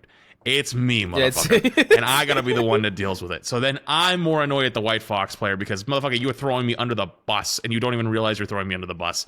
And it's something you got to deal with. But regardless, so at the end of the day, I'm not going to openly flame that guy. I might, and I don't even do it very often, I might ask him, hey, can you play something different here? But if they don't, I don't care. Like, I just play the game, I try to win, and then I move on with my day. That's how FQ. I might complain in my chat. I might be the guy's like, oh, fuck, this sucks. I'm just going to be dead on cooldown. And then, oh, I'm dead. Guess who's going to get blinded in a second? And then, like, 2 fights later, boom, it happens. But, like, that's just me talking to my chat as my stream. I'm not going to flame the guy in game. Yeah. Like, I want him to play well. He's just playing the game, whatever. If he shows up to my chat and watches the VOD, you hurt your own feelings. I'm sorry. You just go Ultron, put a drone on them, let them know that that's the way. That's the way. The amount of games I've had where someone goes, I kind of want to win. Let's go Ultron, and then boom, just win the game. Regardless, though, I mean, like, I'm not someone that's like, oh my god, this guy's locking this thing in my game. I hate you. Like, I kind of just don't really care that much. Like, yeah, I'll have moments where I'm like, yeah, this is annoying, but I'm not going to be like genuinely like, oh, this guy's ruining my whole day by playing this one character. Fuck these players, It's like, yeah, your character might suck right now. You just haven't figured it out yet. You'll catch up in a week, and then they typically do. And like, I haven't seen like almost any White Fox since then, But sometimes, you just have to be the guy who's the messenger to let people know that character's not good. Real quick, I know we're kind of moving on from this topic, but one last thing I wanted to talk about the casual versus competitive thing before we move on is sure. I know you say like 5% or 10% for competitives and like 90% for casuals. Is it possible, like, would you agree to like an 80-20 or like a 75-25? Or like maybe just the concept that as the game gets older, we can do slightly more competitive decisions as time goes on. Here. Like maybe we can keep it casual, but just one small thing every 6 months, or because I think the casual audience and just the audience of the game overall, they do evolve. Like everyone does get a slightly more competitive as time goes on. So what would you say to that? Can you agree to just a slight, still vast majority for the casuals, but no. I'm sticking on 90-10. But I will agree to the second half that as the game goes on, you do need to. I think that actually before season 9, we were getting to the point where like, okay, we have to start thinking about this now because we're approaching 2 years. Once a game's been out for a year into 2 years, that's when things get competitive, right? I've talked with, you know what I think Rivals needs right now? I think Rivals needs a very well-spoken, charismatic coaching content creator. I think that we're right around that point where around the 2-year mark of a game's lifespan, someone typically pops up because people, once you get around that point, either commit to not playing the game anymore or they want to be better at the game and they want to climb. We're getting close to that point. And I think we were almost there until Season 9. Season 9 kind of put a big-ass fucking reset on all that. So now I don't know. Because, like, how often are they going to do this, right? Like, they could do this every year and they do a big refresh similar to how Overwatch does. I don't know. That said, though, I think that as a game goes on, it will inherently always become more competitive. Great examples, if you look at Season 0 versus, so let's say, 8.5, the difference in the average player's skill level was immense. Their knowledge, swapping, right? Like, they still have basic knowledge of swapping. Like, they have a BP, I go thing. You know, most of it was made out of memes, right? Like the memes of, oh my God, like they have a BP, I gotta go thing. All of those that would pop up, that did teach people, oh shit, they have a good BP. I can counter that by playing thing, right? Oh, they're playing dive. Let me go Bucky when Bucky was the thing, when he was still strong versus dive. There are things that the player base has learned over time that it didn't know before. That will only get more. Sorry, it will only get stronger over time. Knowledge will still build up as they have more experiences. They get to see more things with their eyes. More content is made. More stuff is explained to them, etc. At a certain point, the game becomes hard to get into. We talked about League. I have no desire to play League. If I went to play League tomorrow, how difficult would it be to get in? I have no League experience.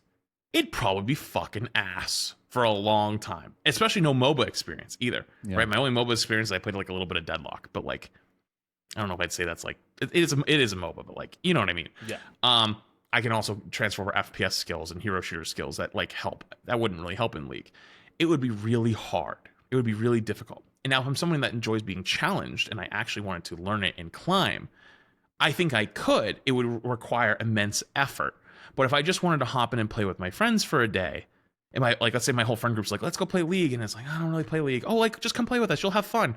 And then I play 4 games of getting spawn killed. Am I gonna want to play it again? Great example is the Jinxie clip. I don't know if you've seen the Jinxie clip, but he was talking about his experience with Rivals. Yeah. And he said that he didn't really enjoy it because it's just always something's happening. You always have to click buttons. You're always shooting. You're always respawning. There's no downtime. Part of that could be he just doesn't enjoy like those high intensity games. Part of it could also be it was very overwhelming and he was basically just stuck on rocket holding right click the entire game, getting spawn killed by Kingsman. There's a lot of ways you could look at that. You know, but I mean, like, there's the Punisher clip too. Like, he's straight, like, he's fucking thrusting on Punisher, didn't actually know to shoot. And so some of these things aren't as intuitive as we think. And as the game gets older, it will only get worse. And when your game gets older, it will become more competitive whether you like it or not. So Rivals is holding with an iron fist onto its casual community as tight as it can, and it's going to squeeze until the sand finally slips from its hand and it loses enough that if you ever held a handful of sand, at some point, like, no more really comes out. You'll lose a lot, but you'll have more in there, and then that's your competitive community that you start building with. It's much smaller than what you first started with, and it makes sense for them to not want to let go. That's a lot of money. They're making bank off of that. They have Marvel movies coming out that they're going to use this game as an advertising vehicle for. Someday will come where the casuals do not return nearly as often or at all. And that is when you go even more into the competitive side. But every few months, doing a small tweak toward them, sure. But I think there's way more they could do outside of the game. For pro scene, for example, like drops. They could advertise the pro scene much more. They do these huge prize pools. Why not do half the prize pool and do a live event more often? You know, get people to actually show up and engage with the community and actually physically want to be there and actually wanting to participate and become a community instead of just an online game. So you're saying when GTA 6 comes out and all the casuals leave, we can balance for the competitors, right? I mean, it's possible. It's actually interesting that we haven't had any big games since Rivals came out. Like, I don't think there's any. Yeah, Rivals was the last one. There hasn't been anything to steal any casual viewers from Rivals in any way. GTA well, I guess 6 it was will Arc save Raiders, Rivals. but I mean, yeah. So, okay, go. It almost seems like your advice then to like people who are seeking a competitive experience as being like the primary goal is to just kind of hold out until we get past this onboarding phase of just attracting a big player base. Would that be somewhat accurate? Or no, like, my advice is to you is to not treat this as a competitive game because it is inherently not. Like, you can want it to be a competitive game and you can treat it as a competitive game, but you cannot be mad at the game for not giving you the experience you're asking for, because it's not. It's the same way as, like, if you went to go play Big Walk and then you got upset at Big Walk for not being an action-packed game with monsters and things you shoot. That's not what you signed up for. Rivals is not telling you it's a competitive game. It has competitive aspects. It has parts of the game that it could potentially build on in the future, but right now it's not there. It's just not. Like, I'm not saying it won't be someday, but there's so many things in this game that you can look at and go, this is not competitive. I guess what people have problems with that, and sometimes problems with you, which, like, you know, for better or for worse, is ultimately it's a decision, right? Like, it's a decision by the devs about what direction they go in, right? And you understand the nuance behind it, which is like the money is extremely important, the marketing vehicle is extremely important, but it could be a competitive game if they wanted it to be. Like, they could make that call. Just like you could make the call to promote it or like back it or say that would be better for the game. Like, anyone can make the call to say, you know, money, this is the money's here, but this matters more, or that, you know, the long-term health of the game matters more. Like, you could decide, they could decide tomorrow to shift it towards a more competitive side. And so when you say stuff like, don't treat this game like a competitive game, but you can have your opinion on it, I mean, that's true, but like, it makes sense why people want it to be more than what it is. And it's possible for it to be more than what it is now. If maybe you changed your mind, we change people's minds, the dev changes their mind. You know, like, it's not an unrealistic thing to have happen, and I don't think it's an unrealistic thing for people to want either. Anyways. There's no reason for me to ever do that, even if I wanted to. Let's be completely blunt. There's no reason. And let's be real. If you talk about this anywhere online, most people the most liked replies, the most upvoted replies, whatever it is things along the lines of they don't want streamers and pro players ruining their game. They want their experience prioritized more than anything. They don't care if you're not having fun. You're not them. They are more selfish. They are not thinking about anyone outside of their own experience. If I, in this one moment, am telling you that it's gone too far and it's ruining competitive side, they need to dial it back.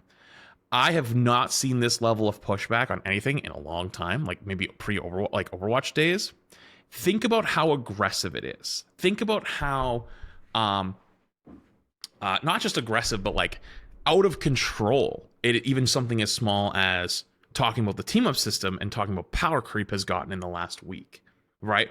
So there's two ways of looking at it, right? Why would I do that as a creator and a person? Why am I going to stick my neck out to do something like, and if it works out, like let's say it does go more competitive and then it ends up being the right like decision, quote unquote, well, all those people stop playing and they're like, yeah, well, that guy, he ruined the game. He's the one who talked about it. So then they listen to him. That's number one.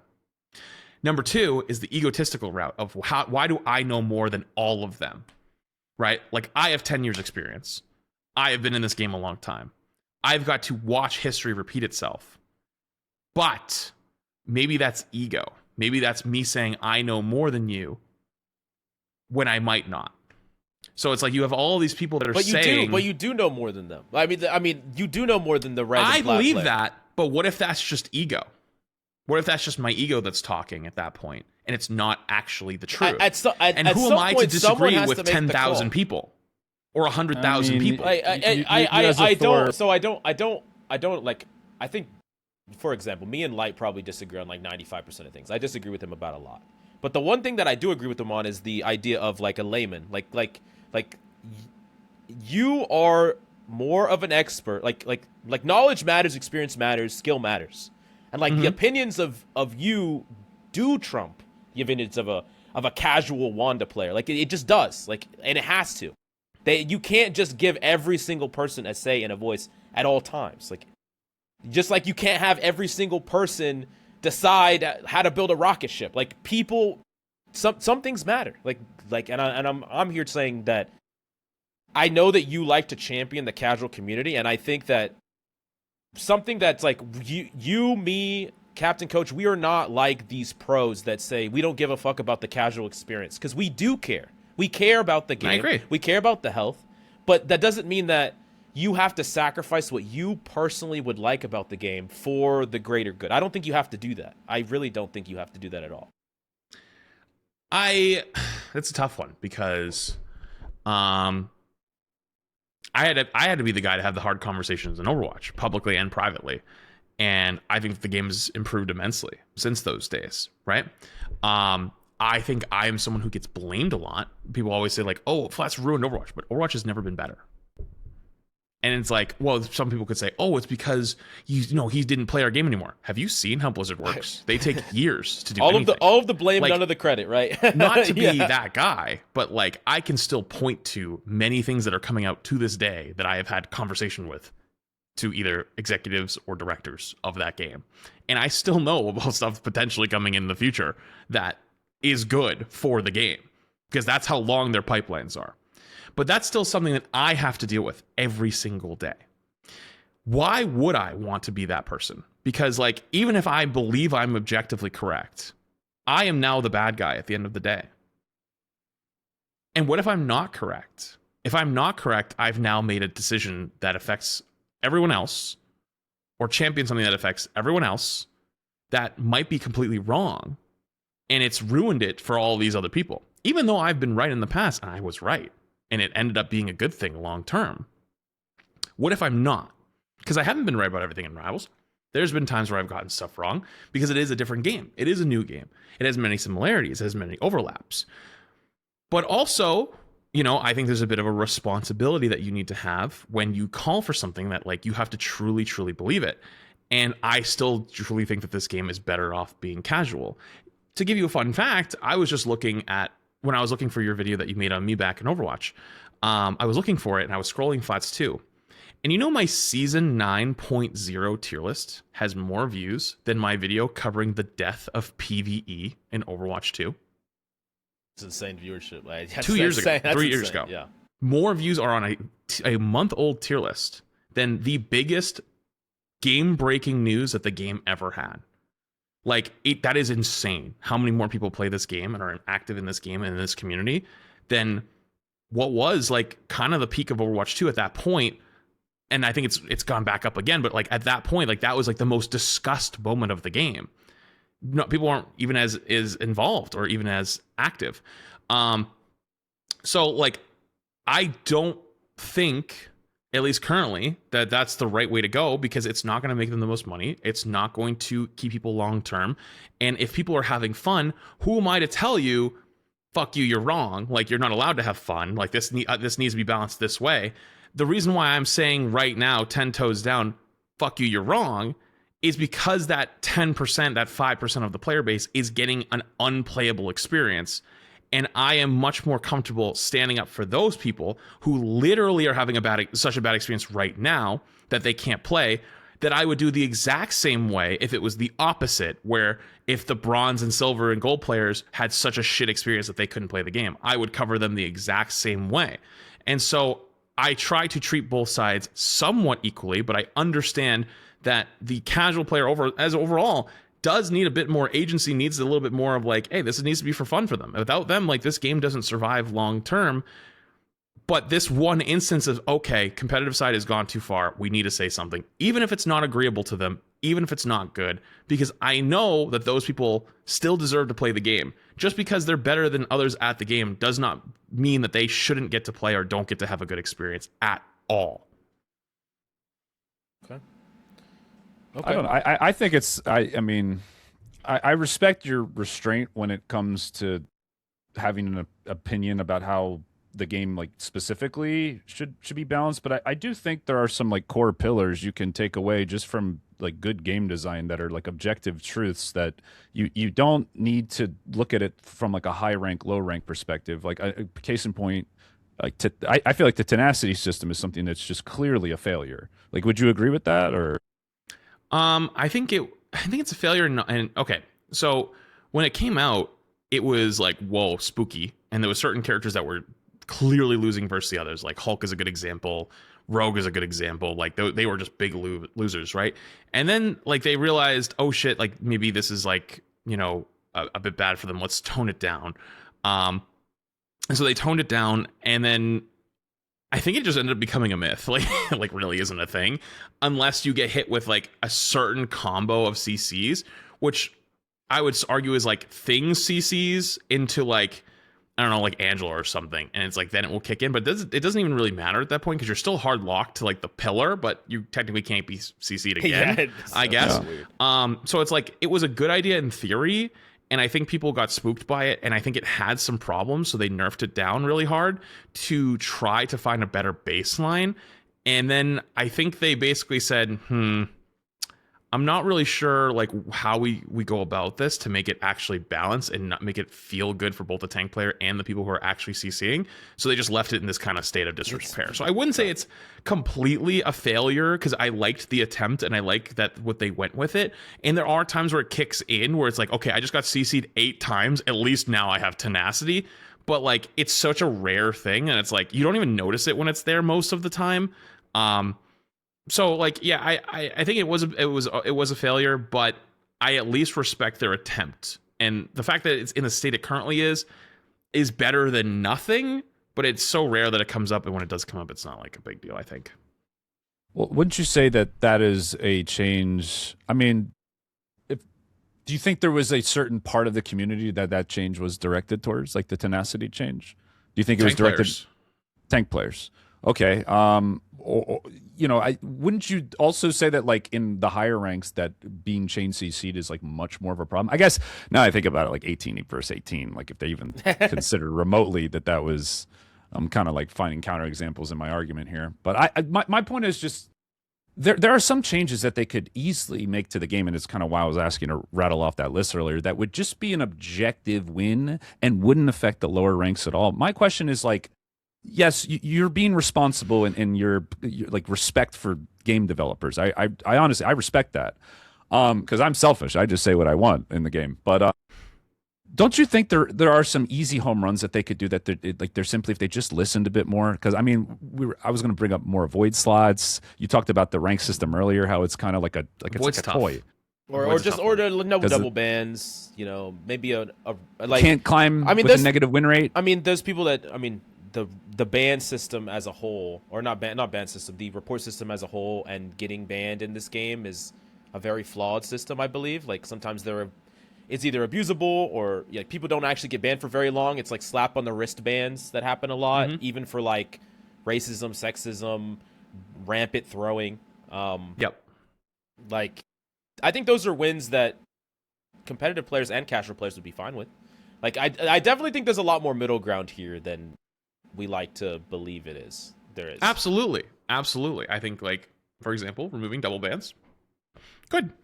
You know, making it so that can't climb to GM with a negative win rate. I'd say that's arguably good, but that just shows that the system is not designed to be competitive. It's supposed to reward you for playing a lot. And I think that's why the system is working as intended.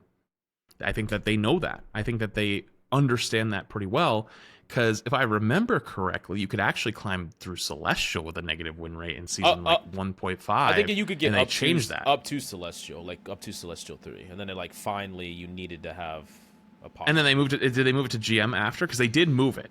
They moved it to where, because like there was even people in Eternity that were still doing it, but they had a ridiculous amounts of games. Well, it's a little weird because like Celestial's not always the same rank from season to season. Like it's actually very different. This is something a lot of people don't talk about, but it's like Celestial 2, as an example, right now is way more difficult of a rank to achieve than it has been in other seasons, like by a lot. And so like, and that moves very often. So like sometimes you can get a negative win rate and get it up to Celestial. Sometimes it's GM, sometimes it's higher. It's just a little bit.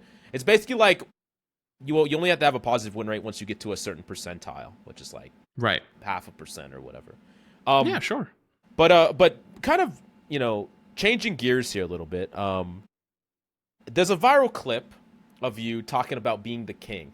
And I know it's a joking clip. I love the clip, but I think that there is a certain amount of farming that has been happening around you specifically, where it just feels like you're getting a crazy amount of hate from like creators all over the place. How do you feel about that as the person receiving the hate? Do you think it's just people just trying to, get some free clout, or do you think it's like the Ryan Reynolds effect, where he's in too many goddamn movies and eventually people are like, get out, stop appearing? Because I think that's a funny phenomenon. And like if an actor stars in like 4 movies in the same year, by the 4th movie, people are like, I need to stop, not see him for a while. But as a streamer and a short form creator, you're always on. Like you're and I think that whenever the game is bad, especially, people just like blame you for anything, or they start drama with you. So how do you feel? How do you feel about the person receiving the drama? How are you holding up? I mean, it sucks, obviously, but like it's not like it's my first rodeo. I think it used to bother me much more when I was younger. I mean, I hit 30 this year, Let's At some go! point, I just closed my phone and I go on with my day. But I have learned, unfortunately, that you can't just let the narratives just run. I used to do that, actually. I used to just kind of be like, be above them, take the high road or whatever. And then that's how like narratives just kind of spread.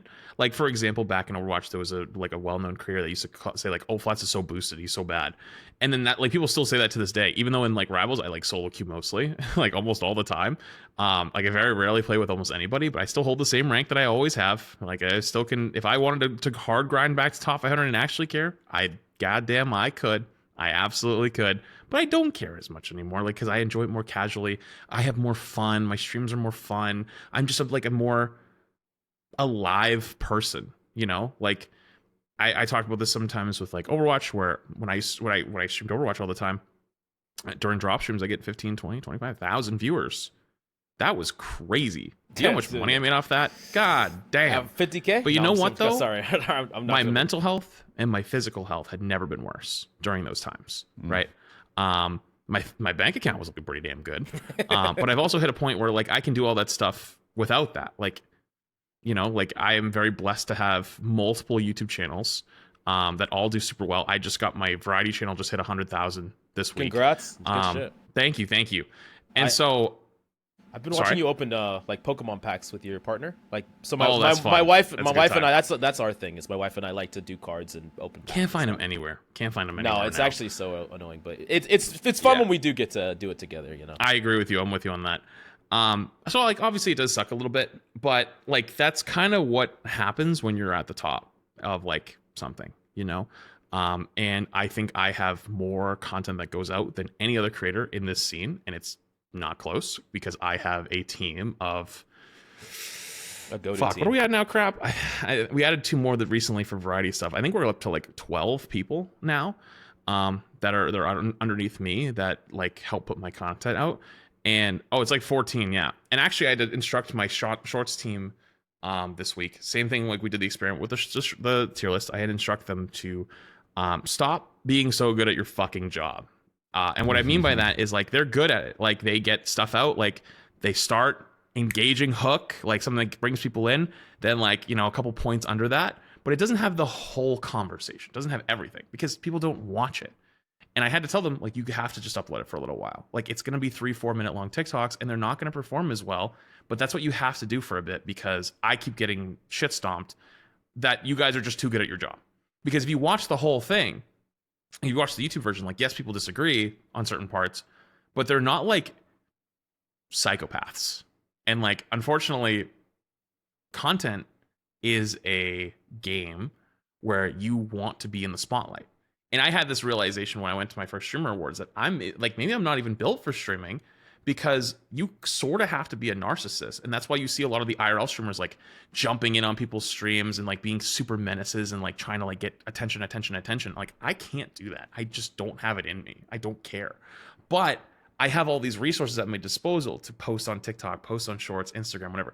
Those will get views because I pump out so much that like I've been in the game long enough that people will respect what I say and they want to hear what I have to say. And so in a case like this, right, we were already rolling off of another controversy that was legitimately a nothing burger that people wanted to spike into something. So they thought it was an opportunity like, oh, I already see this. Let me jump in on it. I mean, I'll give you a good example. If you saw the 50K one, yeah, like that genuinely made no sense because that was from January. That was from January, it makes no right? Sense.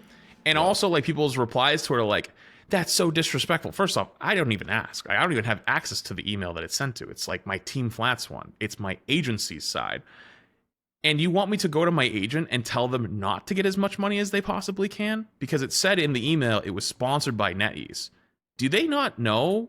Like, do you know what the marketing budget looks like for many of these companies? Like, because I actually just for men, they spend like $30 million a year on marketing. Because like, I actually where do you think that mostly goes? It goes to Facebook, Meta, Twitter, TikTok, YouTube. They spend literally millions of dollars on ads on all those platforms. I am a solo content creator with my own team.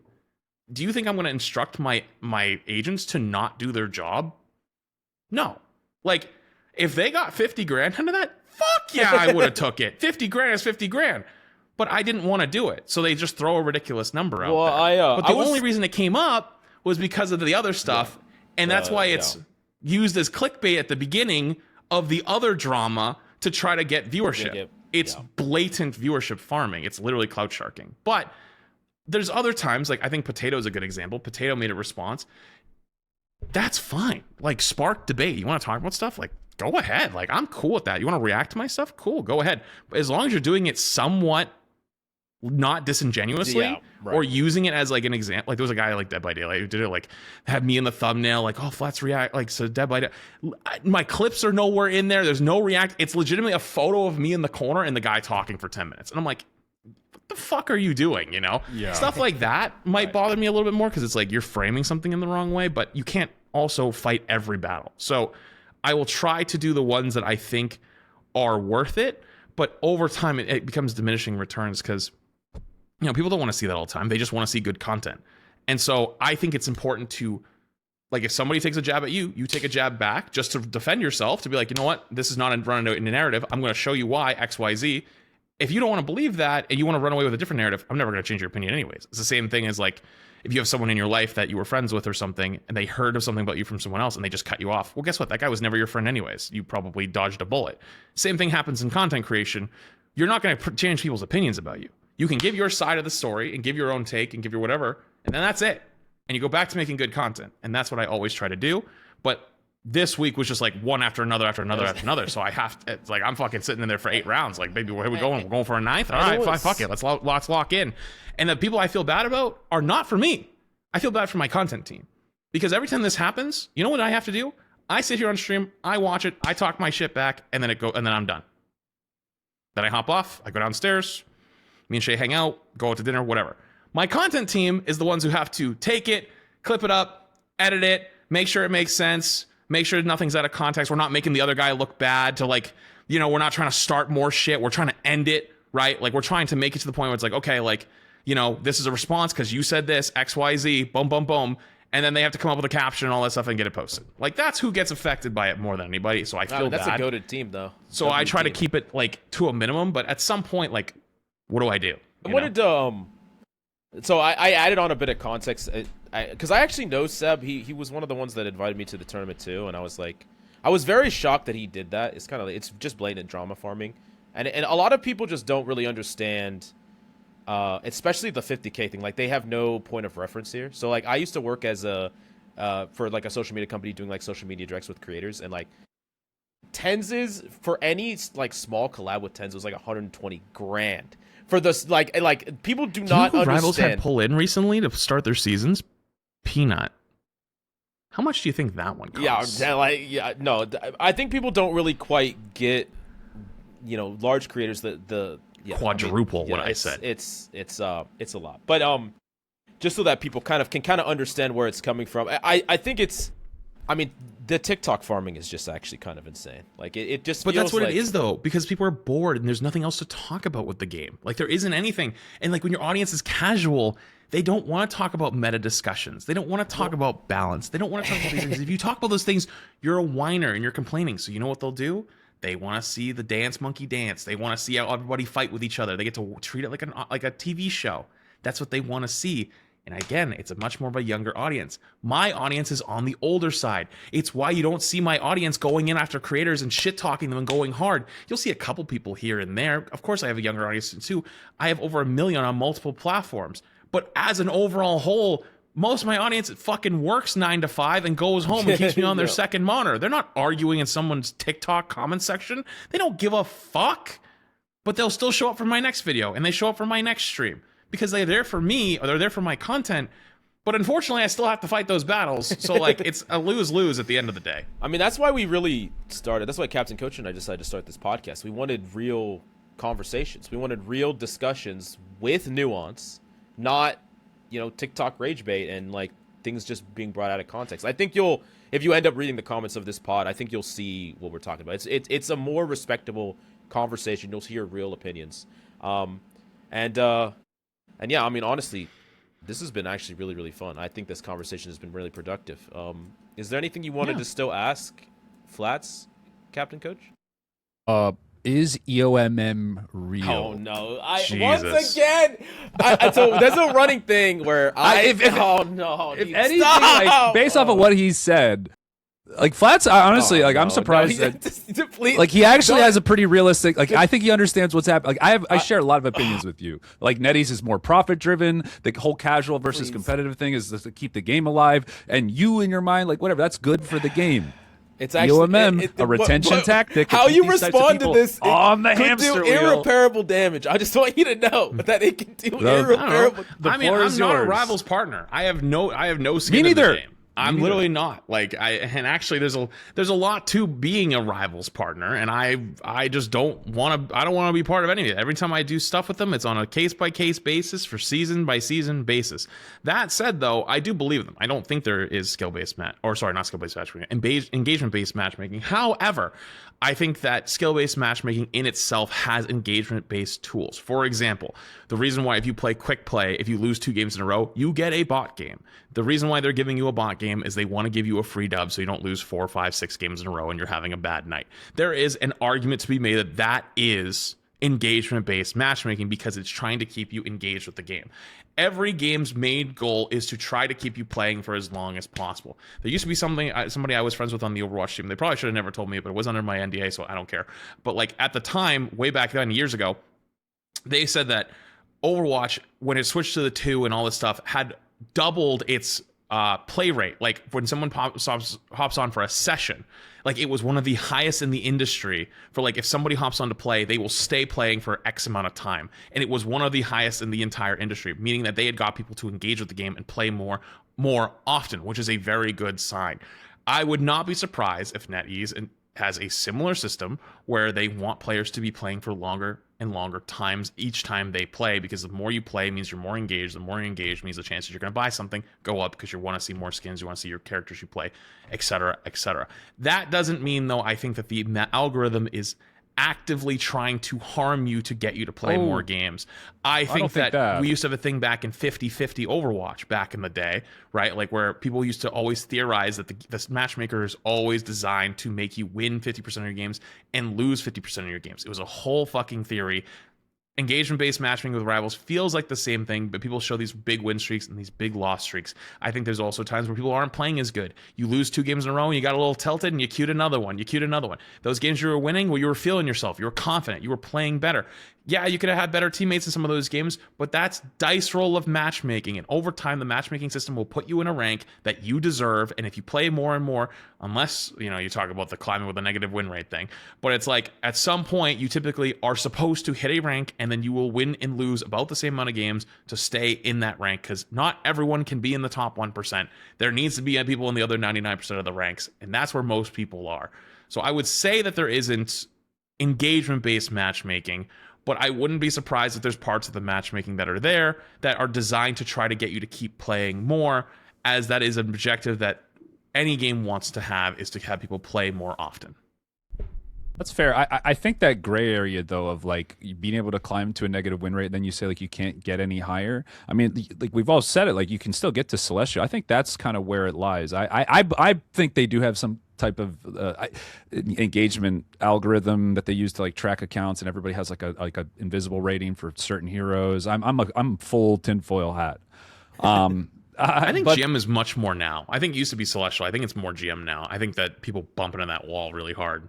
But where I think a lot of people kind of misconstrue my argument, and you kind of mentioned it, is I don't think it's a system that actively is like out to get you, and I think in a lot of situations it probably benefits the game quality, I just think a lot of people would like this game more if they had a more standardized ELO system, like back in. I mean, you kind of said that games have always tried to do this, but that's not necessarily like Overwatch. I think, and a lot of these big like. I think you're misconstruing rank system and trying to get you to play as often as you can. Like they want you to stay on a session for as long as possible. I think they're connected. They want the game to be addicting. The rank system is their most addictive engagement like queue, right? Like those are the people, the hardcore players who potentially. Right. So to me that's where they're like, that's why I actually think quick play matchmaking sometimes can feel a little bit like people are trying more in quick play, because I think there's more. They probably use like a more traditional like skill based system. That's actually been one of my because usually when I do quick plays, I'm just warming up. When I start my stream, I'm playing with like a 6-stack from chat, and they're all like locked in trying to like play good on stream. So it's like my quick play MMR is probably very high, and when I get into quick play, I see triple healer, I see all sorts of stuff. So I've heard a lot of complaints about quick play. That's a whole other thing, but yeah, like my general argument though is like the fact that everybody can get to a higher rank means that they're all kind of clumped there, and they have this bigger pool to draw from when they whatever flag your account, your MMR is too much higher than like whatever your skill based is. They'll put you with somebody who clearly does not like is kind of at their height, and I think there is a bit of that can be detrimental and cause the queues to sometimes feel a little for unfair. Quick play. No, for ranked. Ranked. Okay. I think for quick play, they probably use a more standard system. I don't know. It's just conspiracy theory. It doesn't really do a whole lot of good. But I thought you, kind of based off of what you said with like how profit driven they are, may kind of, see a little credence to what I'm saying here. But it's the end of the day. I thought you were I gonna don't think pitch they're him gonna change it. your Goon Creep argument. Well, he already agrees with Goon Creep. I didn't need to say it. Okay, that's fair. The fuck is Goon Creep? How that's the skins, the heroes with good skins tend to be a little stronger a lot of the time, or a little bit more like they get more attention. Yeah, from Well, I think devs. the support role as a whole maybe does well, just it's in like that department. it but feels like as an example here, like Black Cat did not get nerfed in 9.5. Okay, she also got a new skin. I just don't think they know what to do with Black Cat. To be No, honest with you. I mean that's true. But I'm just saying his story. I'm not saying I agree with Captain Coach, by the way. But his argument is that historically, characters with skins that probably sell a lot of money are characters that have been allowed to be strong a little bit too long. Historically, maybe we're thinking. I think they just put a lot of like women heroes in the support role, and like they just make them their skins because like people probably buy them a lot. And I mean, like, how many are in the tank role? Like, there's like Emma, and yeah, she's another character that's been allowed to be too Cap, strong for like, too long. Yeah, okay. Cap was just funny. Like I don't know if people went crazy like buying Caps. Other No, than the fact that after they think nerfed his dong, then they were like, damn, we gotta stand up for him. Rogue and Angela. Never nerfed. Does Rogue and Angela have one? I mean, Rogue has the. Does Rogue have a summer skin? No, I know. I don't think so. Yeah, I don't think so. No, she doesn't. They don't. She doesn't have a summer Yeah, like a swimsuit skin. Yeah. No swimsuit skin though. Yeah, you guys are What about Angela? Angela doesn't have one either. Yeah. Okay, so there's one woman tank that has a swimsuit skin in the tank role. So it's like, I don't know. Like Emma's always been kind of decent, and then they nerfed her really hard, and they just made her strong again. I don't know if that has anything to do with the skins. In the DPS role, there's Widow, sure, but I think there was a big rework to Widow, so I think that's maybe like they want Widow to be like good for a while because she's been so shit. Wanda, I wouldn't say is very good. Psylocke was good last year, sure. I mean, we're not talking about just like, not necessarily just like the girl characters, but we're just saying that. Well, like, that's what I was saying. If it just lines up with your lean more that way. Oh well, yeah. Just like it makes sense that the characters that make the most money are characters that they would not want to be like F tier, right? Probably. I mean, I can't think of any examples. I mean, maybe. I mean, Wanda's terrible. Yeah, I don't know. I'm actually curious. I would love Widow to know. was terrible for the rework, and I think they put her skin out before the rework, right? I think. Yeah. So coincidentally timed. Okay, sorry, we're going down the rabbit hole. Okay, so one thing that we like to ask a lot. So one thing I want to ask you, going into more lighthearted conversations, is what's your favorite game of all time? All time. Oh God, that's a hard one. Or like top three. You could say top three if you wanted to do top three. God, even that's really tough. I'd say like the Mass Effect series up there. Ooh, okay. It used to be Oblivion, because that was like one of my childhood games. I played it. I played the rework or the remake of it. It was really good, but I couldn't get nearly sucked into it. I think just because like times have changed and used to like a bit of faster system stuff. Still a great game. And then I think I have to give respect that like Call of Duty Modern Warfare 2 time when I was a kid. Like that game came out, was fucking my whole life probably for at least a year. And then it was still one of those games as a COD game you'd go back and play for like the next 4 years. It was still phenomenal. Good. It was just a different time in gaming, and it was like revolutionary for the time. So I'll always hold that, like cherish it, but like COD's so shit now, like you'll never really ever have that time again. So I kind of cherish that. As like a really, really good moment, because I loved that was like probably the first game that really got me into like competitive FPS and like playing versus other people.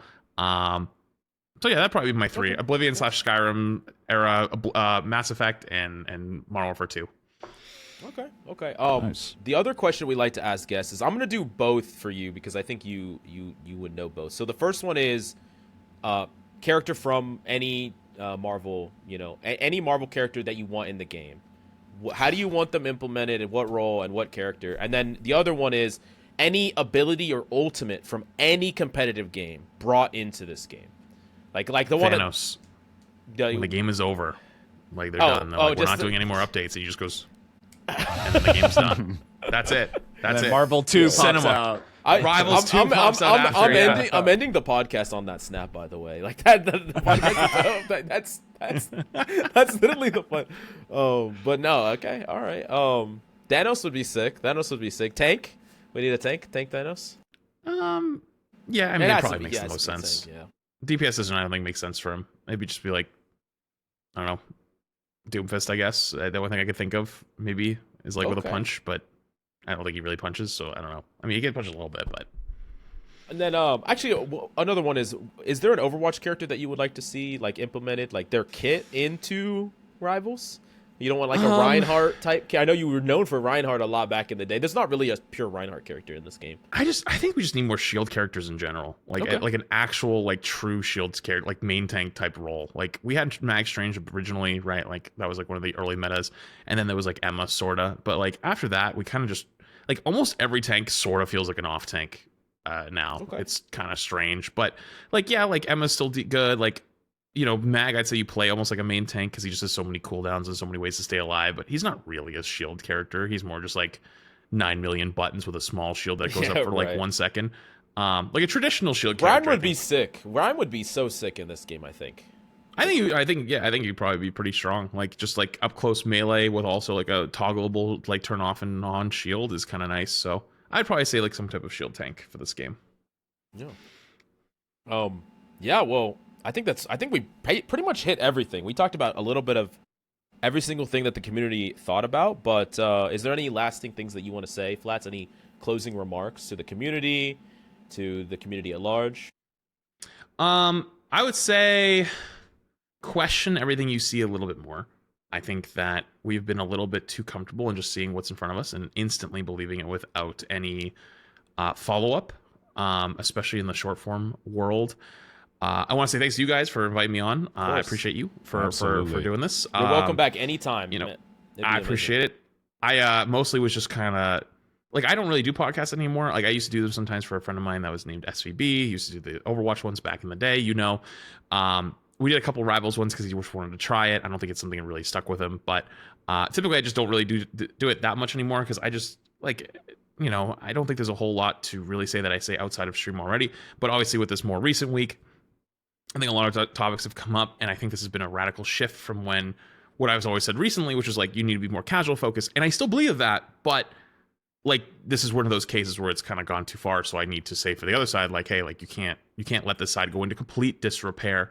And I think a lot of people got like shocked by that as like, oh my god, like now you're switching up, and it's like no, we're not switching up. Like I think you need to have nuance. I think you need to have a human touch on certain things and say when something has gone too far. And I think when you stay on one side and you never try to see the other side's point of view is like grifting. And I think that there's people that do that, and I despise people that do that. I will respect the hell out of somebody who's way more willing to change their opinion based on fact, or way more willing to be involved in a conversation to try to find a good middle ground, or at least try to share their experiences, as opposed to somebody who's just going to try to like build a cult following and like rally to one side. Because like over time, those people are not really worth having conversations with because they're disingenuous actors. And I don't want people in Rivals to be like that. And my biggest gripe with Rivals versus Overwatch is I loved the Overwatch community's streaming content side because we were almost always in this shit together. And there was almost never drama, even if you had fights with other people, like you kind of just stayed out of each other's way. Rivals is much more, you are going to try to capitalize on people and use everything for content, and there's never discussions behind the scenes. There never is anything else. There's always just like drama, baiting, I want to fight with this person, I'm going to try to use them for clout, whatever it is, and it's kind of fucking gross. So I want to see some change in that department, and I would love to see some change in that department. I would love to see people actually work together, actually try to bring better change. And I think this conversation was a good example of, you know, we don't always disagree or agree on everything, but there is actually a lot of common ground as well, because all of us at the end of the day want a great game, even if we don't agree on how to get there.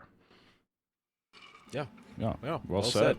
Well said. Very well said. I want to thank you personally, Flats, for coming on. It has been a great conversation. I hope to have you on in the future, maybe with like Boger or something along those lines. We had Boger on in the past. Not light, or maybe if you're interested, we'll do whatever you want to do, and we appreciate any conversation you want to have. But thank you guys for watching the pod. Hope you enjoyed it. Smash that like and subscribe. Definitely check out Flats, even though you already have. And yeah, we appreciate you coming, and we'll see you next time. Bye. All right.